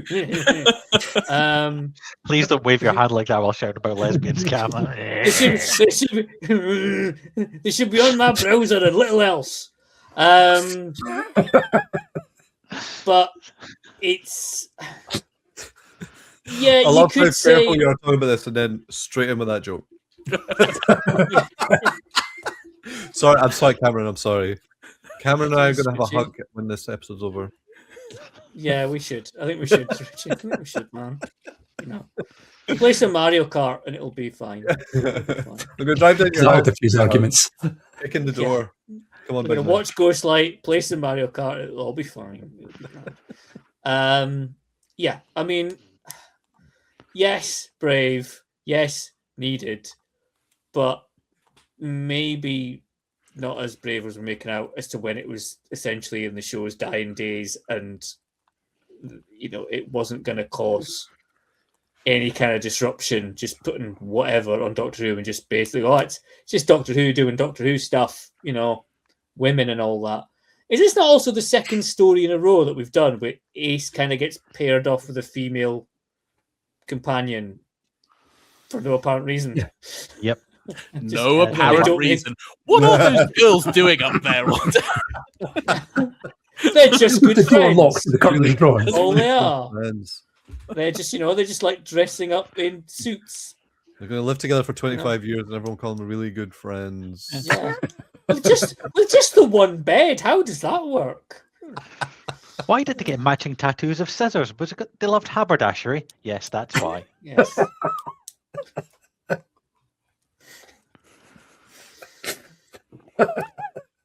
Is that Dave's rebuttal? Killed it. Yes. It is not because for all of those Virgin New Adventures that came afterwards, and audios that wanted to carry on Ace's story for however long and pair her off and sexualize her in various ways, and none of them picked up on this. Like they all had a shacking around with blokes, and does it just? I mean, it probably says something about 90s Doctor Who fandom, but maybe also just how much more open we are to recognizing this stuff now. You have to remember, it probably is just more obvious to us watching it now than it would have been to any audience at the time. It's like I remember someone saying that Three Men and a Little Baby, which came out around the same time as this, was the sort of last minute before sort of gay culture came enough into the mainstream that you could just have a film in which three blokes share an apartment and look after a baby together, and not at any point have someone say, "You guys gay?"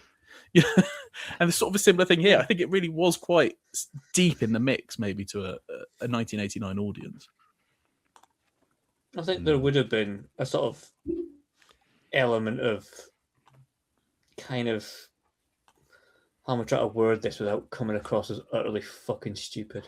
We'll all give you the space to do that. Yes, this is a stupid space. You come up with, but it's kind of like stand back. No one help him. It's kind of just like the whole thing of, in a kind of culture in the 80s, like everyone probably knew that Freddie Mercury was gay, but he couldn't come out and say that without it being this horrendous backlash. We're looking at all this. Hindsight is 2020, but yeah, it's amazing the stuff that was missed. Yeah, I mean, you're still. But also in those sort of situations as well, it's like, okay, these things sort of sneak their way gradually or dripped into the mainstream, but the people that know. Yeah, if you're in that, you're part of that culture, you will pick up on even the smallest hint of it. Yeah, and that'll be your thing, and that's cool. But yeah, I mean, you're asking the prosecution to basically say no lesbians in Doctor Who, and that's not going to happen. Also, I think in general, genre television, science fiction, all that sort of stuff is good for bringing in those sorts of themes, because they kind of get snuck in,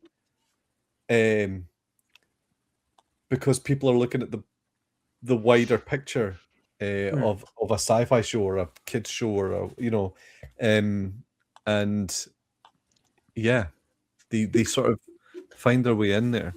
I think it's also much easier in sci-fi because they're alien cultures a lot of the time. So it's something that's alien to us, but it's normal for them. Yeah. So it's much easier for sci-fi to discuss these things and bring them in. Because no, we're not saying your kids might be gay. We're saying these aliens do weird things with each other, but that's okay. And it's it's the Rod Serling thing, isn't it? When he was asked about, he's talking about why he did the Twilight Zone, and he said, because if I go to network television and say I want to do a TV play about the civil rights movement, they'll go no. But if I go to them and say, oh, I want to do a story about, as you say, this town where they're just treating some of the townsfolk badly because of aliens, they go, sure, that seems I'm sure that seems completely surface level. I guess that's all that story is about. You want to do an episode of Star Trek where they're half black on one side and half white on the other side, and they hate each other for being opposite colors. Who would have thought that? And there are 1,000 blogs written to decode that now. Yeah.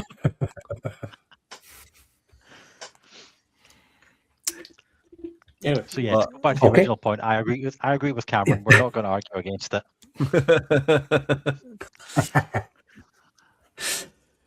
Okay, we're done with that point then? Mm-hmm. I think so. I'm not sure where it went, but we're done with it. But we're right. You've been successfully backed into a corner by the defence. Yeah. Strangely enough, the 5 men are not going to touch the lesbians anymore. We're done with it. Much as they play. You have a way with words, Dave. And that way is let's go and all Let's go to another man who definitely does have a way with words because he's had them published. Cameron, let's have your next point for the prosecution of Ghostlight. It's, and I'm aware that we're probably going to the defense are probably going to go, but it's the story about light. is this quite possibly the most poorly lit Doctor Who story?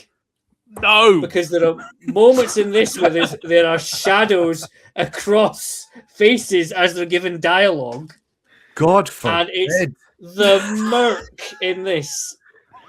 It's like, have you tried turning your brightness up on your telecamera? Yeah, I've got it at an acceptable level. Thank you very much. But it's just there are some shots in this that are like really trap. I mean, the answer to your question is no. I mean, there's the bit where they go into Redford's room and Michael Cochrane, and they're all blinded by the light, and it's barely brighter than Warriors of the Deep.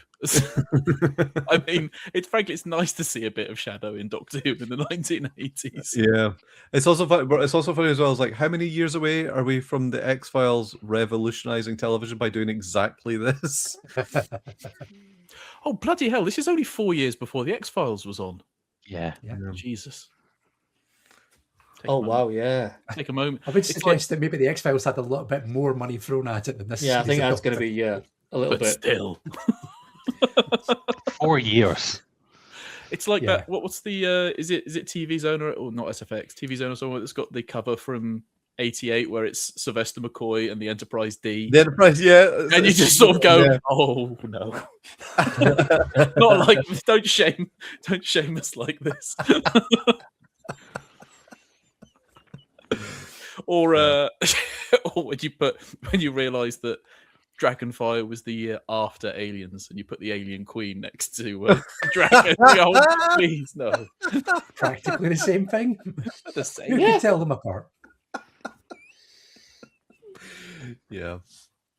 But no, it might be me going old man shouts at clouds, but sorry. I mean, well, this is going to feed into my next point, my point, but I mean, I guess I can see what you're saying in the sense of like, it doesn't look like Doctor Who.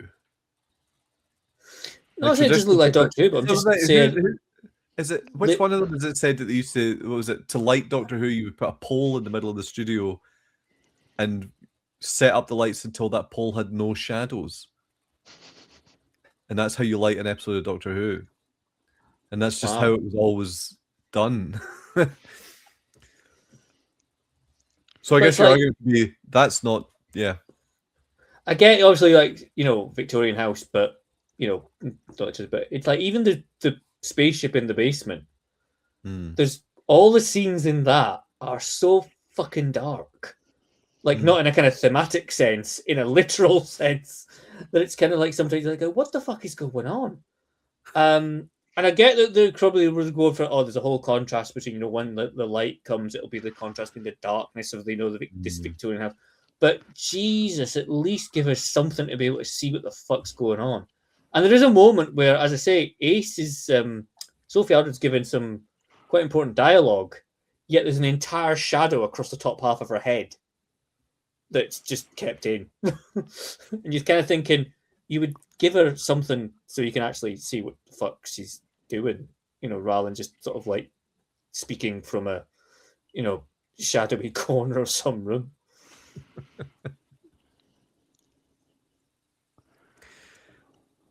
Okay, anything further to add on that one?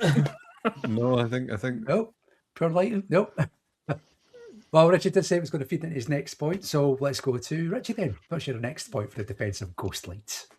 So I would say,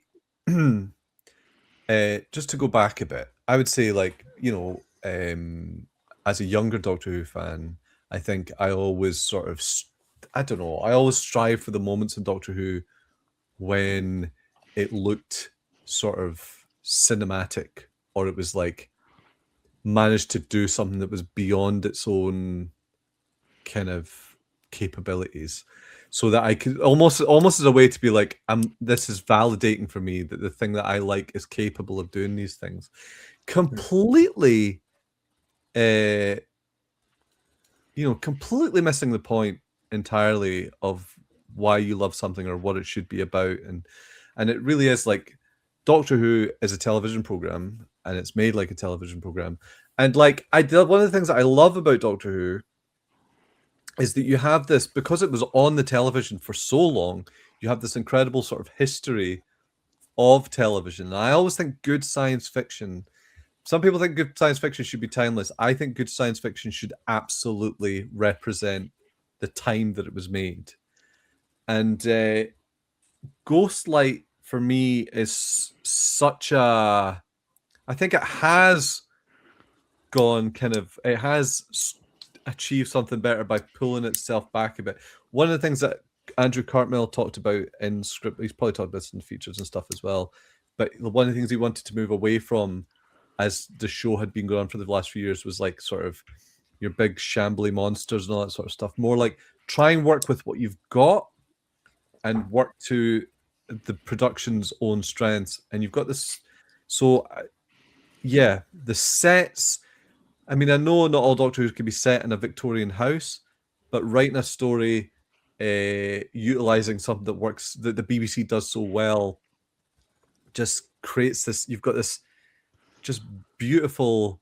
It's very telly. It's very telly, but it's very. The sets are so big and grand, and you get a real good sense of place. I love the main. You're grounded in this main hallway with the stairs going up. Like that's sort of your central point, and everything else goes off from that. And you get a real sense of the kind of geography of the house and the way everything is put together. And it's so nicely designed and put together. But also, again, another thing that's a shame about being at that exact late point in Doctor Who, something that just registers with me every time I watch it is the handheld shot, like of Ace in the corridor getting scared, and we've got some shaky handheld stuff. And that blows my mind because it's one of those things when you're just coded to watch Doctor Who and expect certain things from Doctor Who. A handheld shot in anything is nothing, right? But in Doctor Who, for me, I was like, whoa, this is, we're moving into the next decade here. We're on to another level. The cameras have gotten lighter. New exciting things are happening. So I think Ghostlight utilizes what it can do really well and kind of doesn't push itself too hard, but then also manages to be at the same time a very ambitious story just in terms of its scripts and its ideas. So it's like it's reining itself in some sense and then pushing itself out in others. And I think that is just comes together really nicely. And it's one of my favorite things about it. There is probably no greater pleasure during this show tonight than to see Richie talk about camera work. I get really excited about it. It's almost like it's his gig. Yeah, I know. It's almost like it's his job. So are we talking like camera technique here that's new to Doctor Who?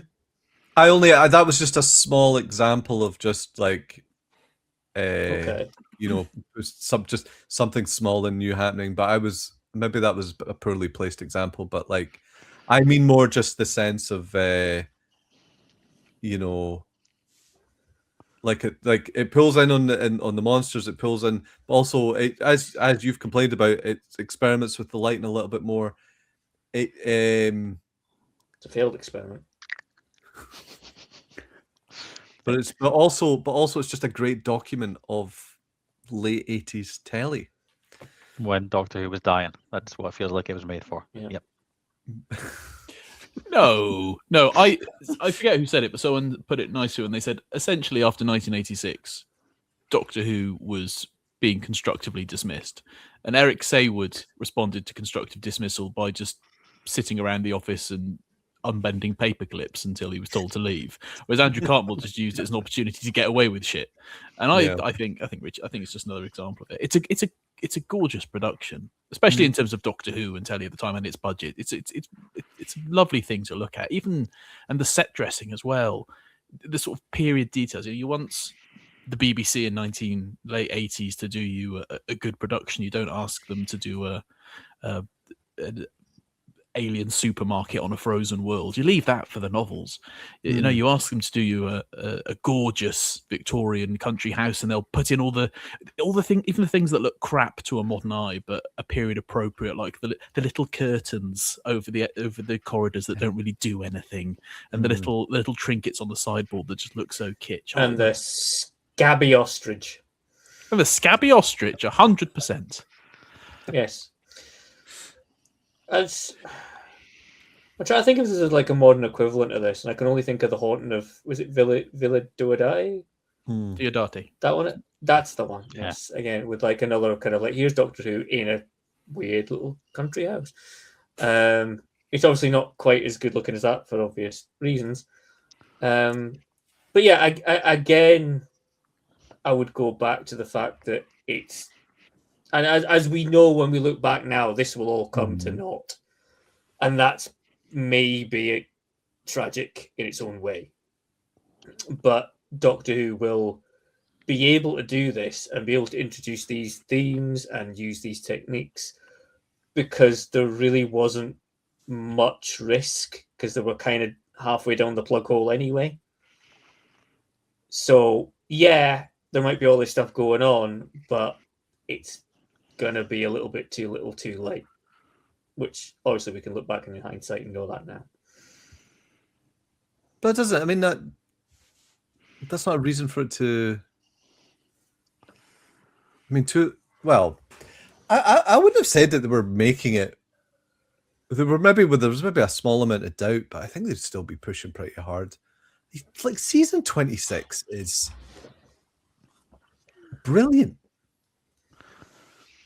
Like, it is, you know, I honestly, it's like, you know, we finally, you're right, it is, I guess it is a bit, it's obviously too late, but like, they've really, it's just amazing that Doctor Who could have been on the telly for so long, and then to have something like season 26.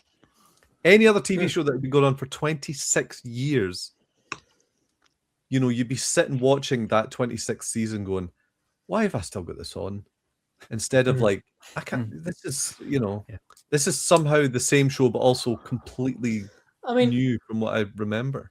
I can't remember if I mentioned this last time, a couple of weeks ago when we did Battlefield, but when I originally picked this as a season to do, I originally thought that we went to it from Flux because they were both end of Doctor Who eras. Yeah.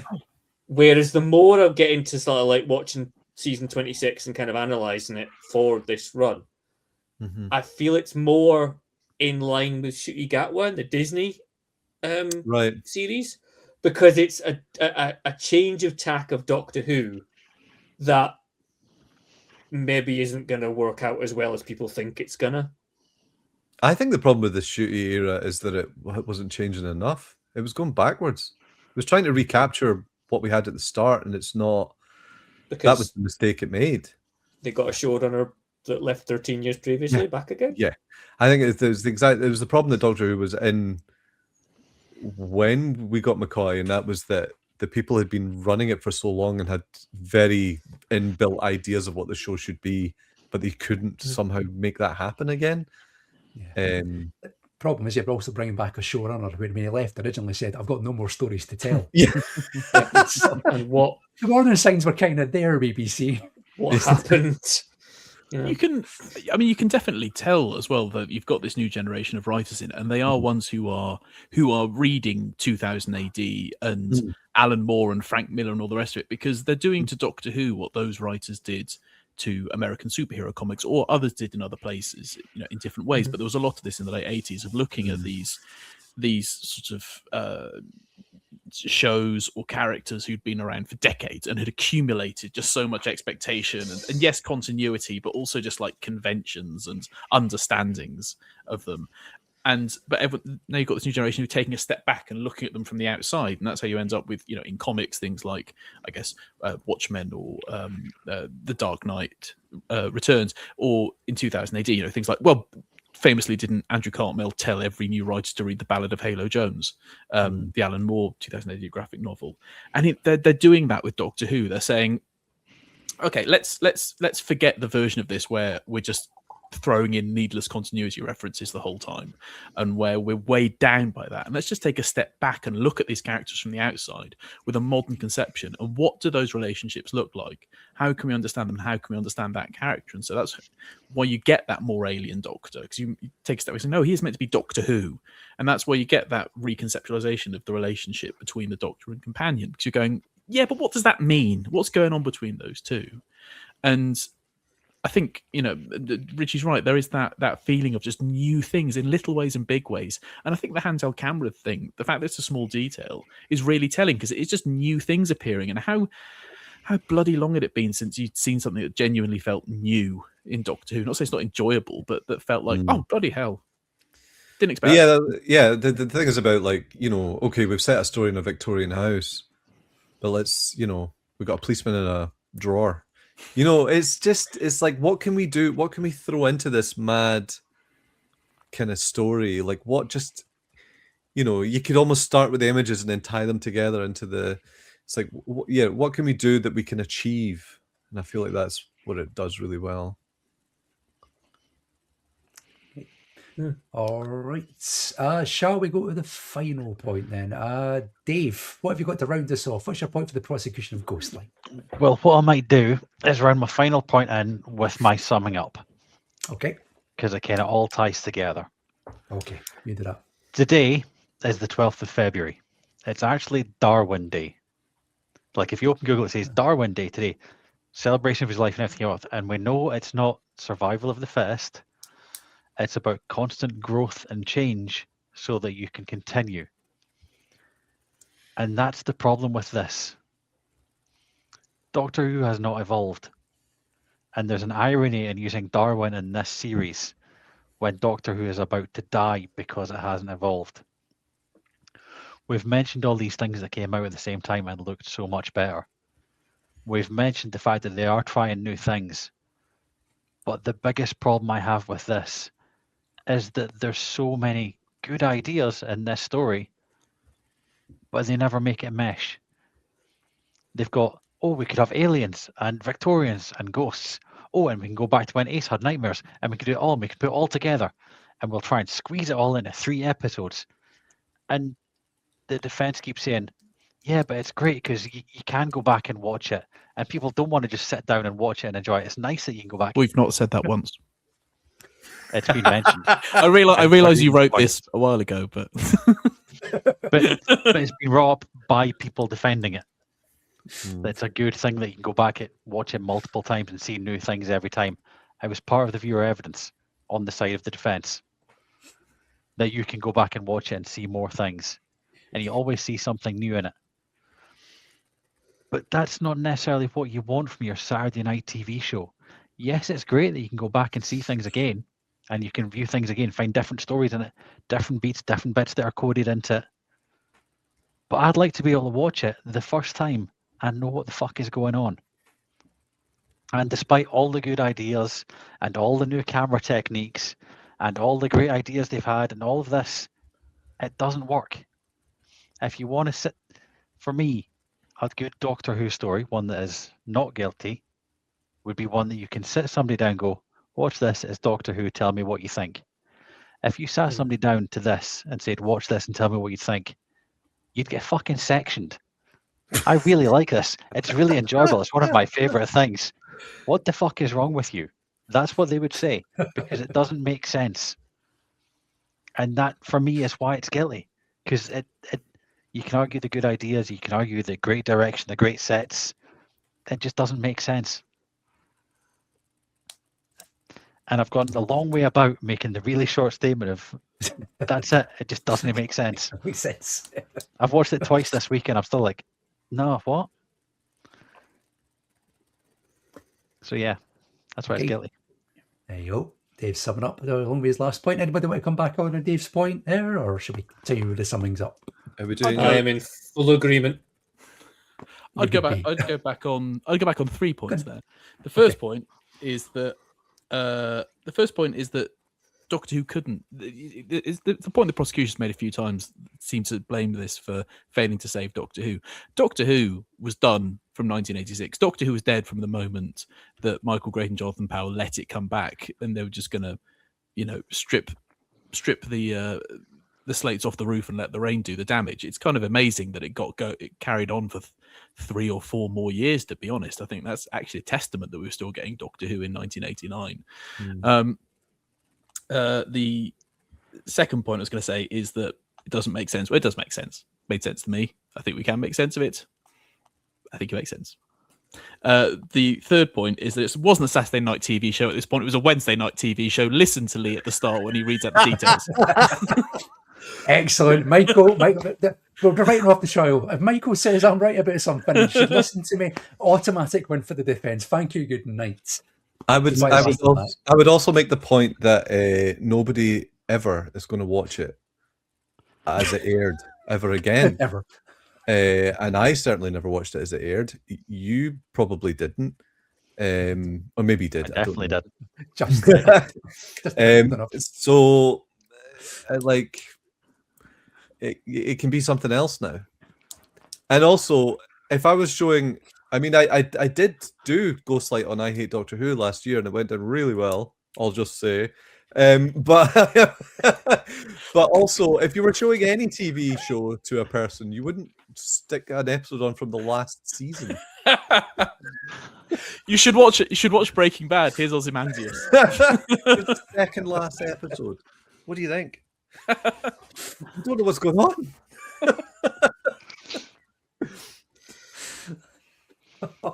There's a podcast in that though, showing people the second to last last episode of ever. a series they've not seen. What do you think this show is about? Absolutely zero context whatsoever. Do we have to do sum ups? You don't have to if you don't want to. No. It would be a power move. You're a free man, Richie. You don't have to do it. Yeah, if you've got more points, go for that instead. No, I just felt like I'd be retreading, but no, I'd love to hear what Michael has to say as well. But no, I will just say again that that I think Ghostlight is quite special. I think it appears at a time. I feel like it shouldn't be as good as it is. I feel like it, again, it appears at a time when people are still working really hard to keep the light alive of Doctor Who. And also, I think one thing that's just quite amazing about season 26 in general is that as time progresses, the gap between 1989 and 2005 just gets smaller. And you watch that 2005, and it just feels like it almost feels like a direct continuation from what they were doing in season 26. It's actually uncanny. Now that the 2005 effects have aged a bit, I feel like we can jump from that to that, and it almost feels seamless. But yeah, my summing up is just it's very good. It's very good. Well. Okay, Cam, let's have your sum up as to why it is guilty of crimes against Doctor Who, please. Ghostlight is certainly a story that has plenty of ideas in the offing, but could really have done with settling on one and developing it from there. As it stands, it's a Doctor Who story that feels rushed and incoherent, and somewhere amongst all the ham acting and blithering nonsense is a Who story worth watching, but it's entirely buried under the rubble. Ghostlight! Ghost shite me like. I can't believe it took this long. I know. I know. I was None like, of his fault. I was thinking that'd be the really obvious one, but no, apparently not. Okay, most shite would have been better. Sorry. It's not live. It's not sorry, live. We can be giving him a run at it. No. Okay, and last but not least, Michael, let's have your summing up as to why Ghostlight is not guilty of crimes against Doctor Who, please. More like Ghost Right. I think it's been called.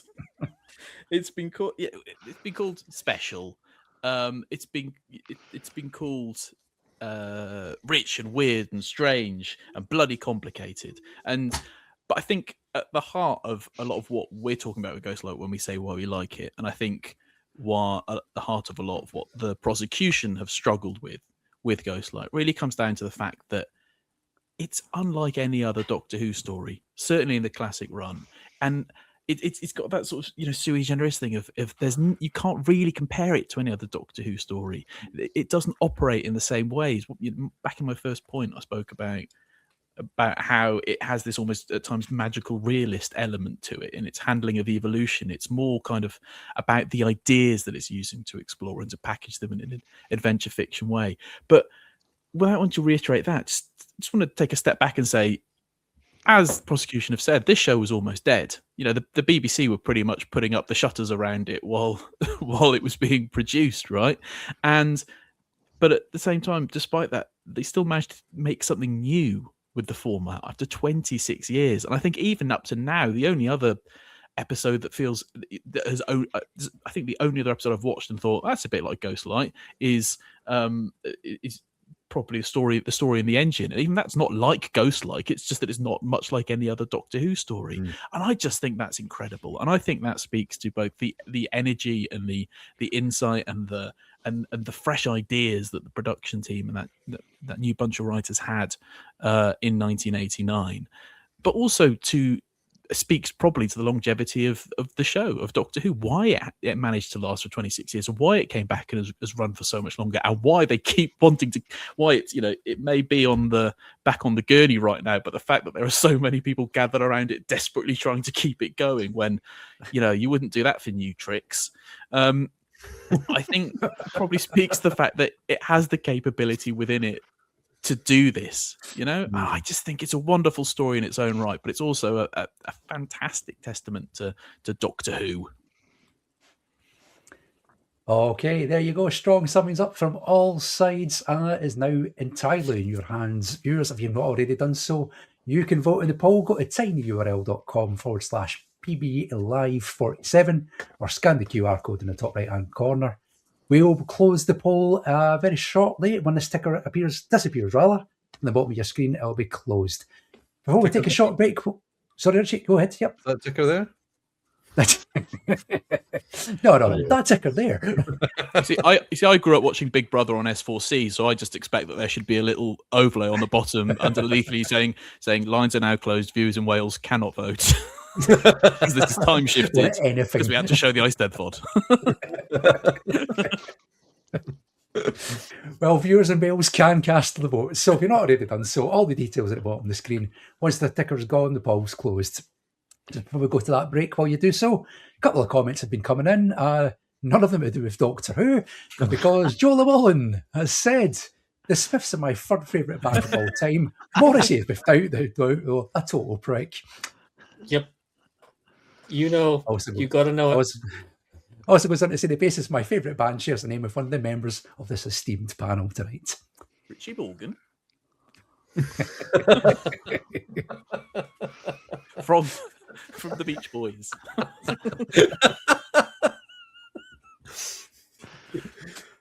But enough about Morrissey. Let's get on to the Terminator 2 chat, because Daniel Ronsley says that John Connor is a very young Henry Higgins, Arnold is the T-8000 Eliza Doolittle, Terminator 2 is James Cameron's Pygmalion. Well done. I knew it. He even teaches him how to talk. Chill out, dickwad.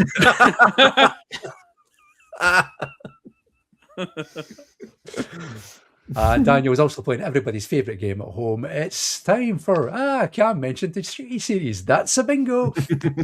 At some point, Dan, it's just for you. So there we go. Right, we will be back in a few minutes' time, at which point we will reveal the result of tonight's poll and find out whether Ghostlight is guilty or not guilty of crimes against Doctor Who.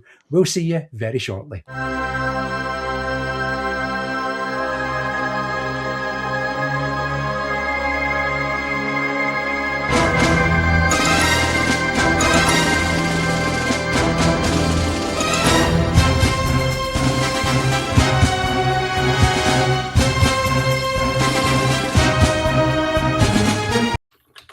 And we're back. That is it. The poll has closed. It is time to reveal the results of tonight's show.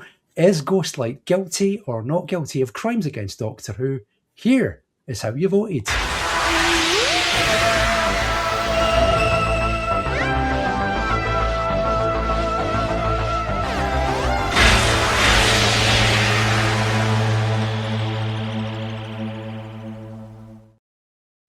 A resounding victory for the defence, 71% to 29%, not guilty of crimes against Doctor Who.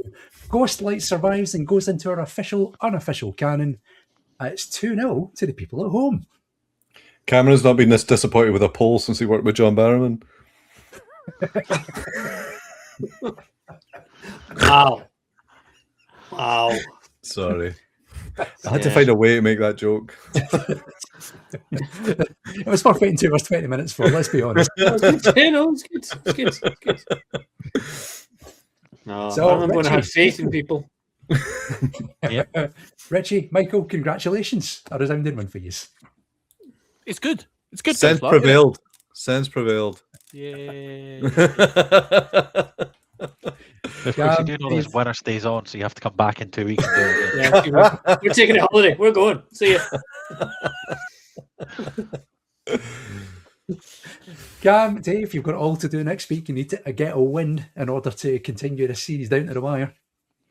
Yeah, Kirsten Fenrick. Pitch that it is. Shouldn't have been what it is in the series. It's completely ruined. Continuity errors, isn't it? Hey, she's a lesbian. What's she doing flirting with that soldier? Fucking bisexual propaganda going on here. I'll tell you what, though, right? I mean, Ghostlight being found not guilty of crimes against Doctor Who, yeah, fine. That was just the little end of the Pierce sideshow compared to what the real vote was tonight. So shall we have the results of vote? Yep. Let's find out then.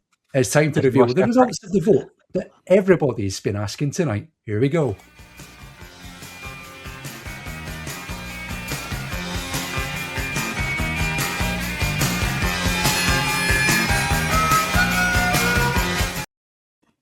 Sorry, that was my mistake. Wrong poll. Here is the results of the votes from tonight.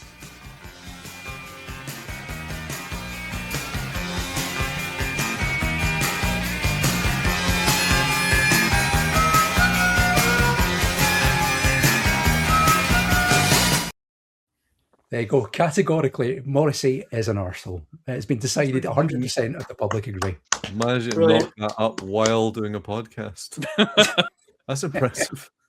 He's a man of magic. Yeah. Just not good magic. That's all. Very bad magic. Final couple of comments. That's an obvious joke, Dan. I'm not going to make it. No. Last couple of comments coming in. Dan Hollingsworth is very pleased with the results of tonight's poll. He says, "Wickeds."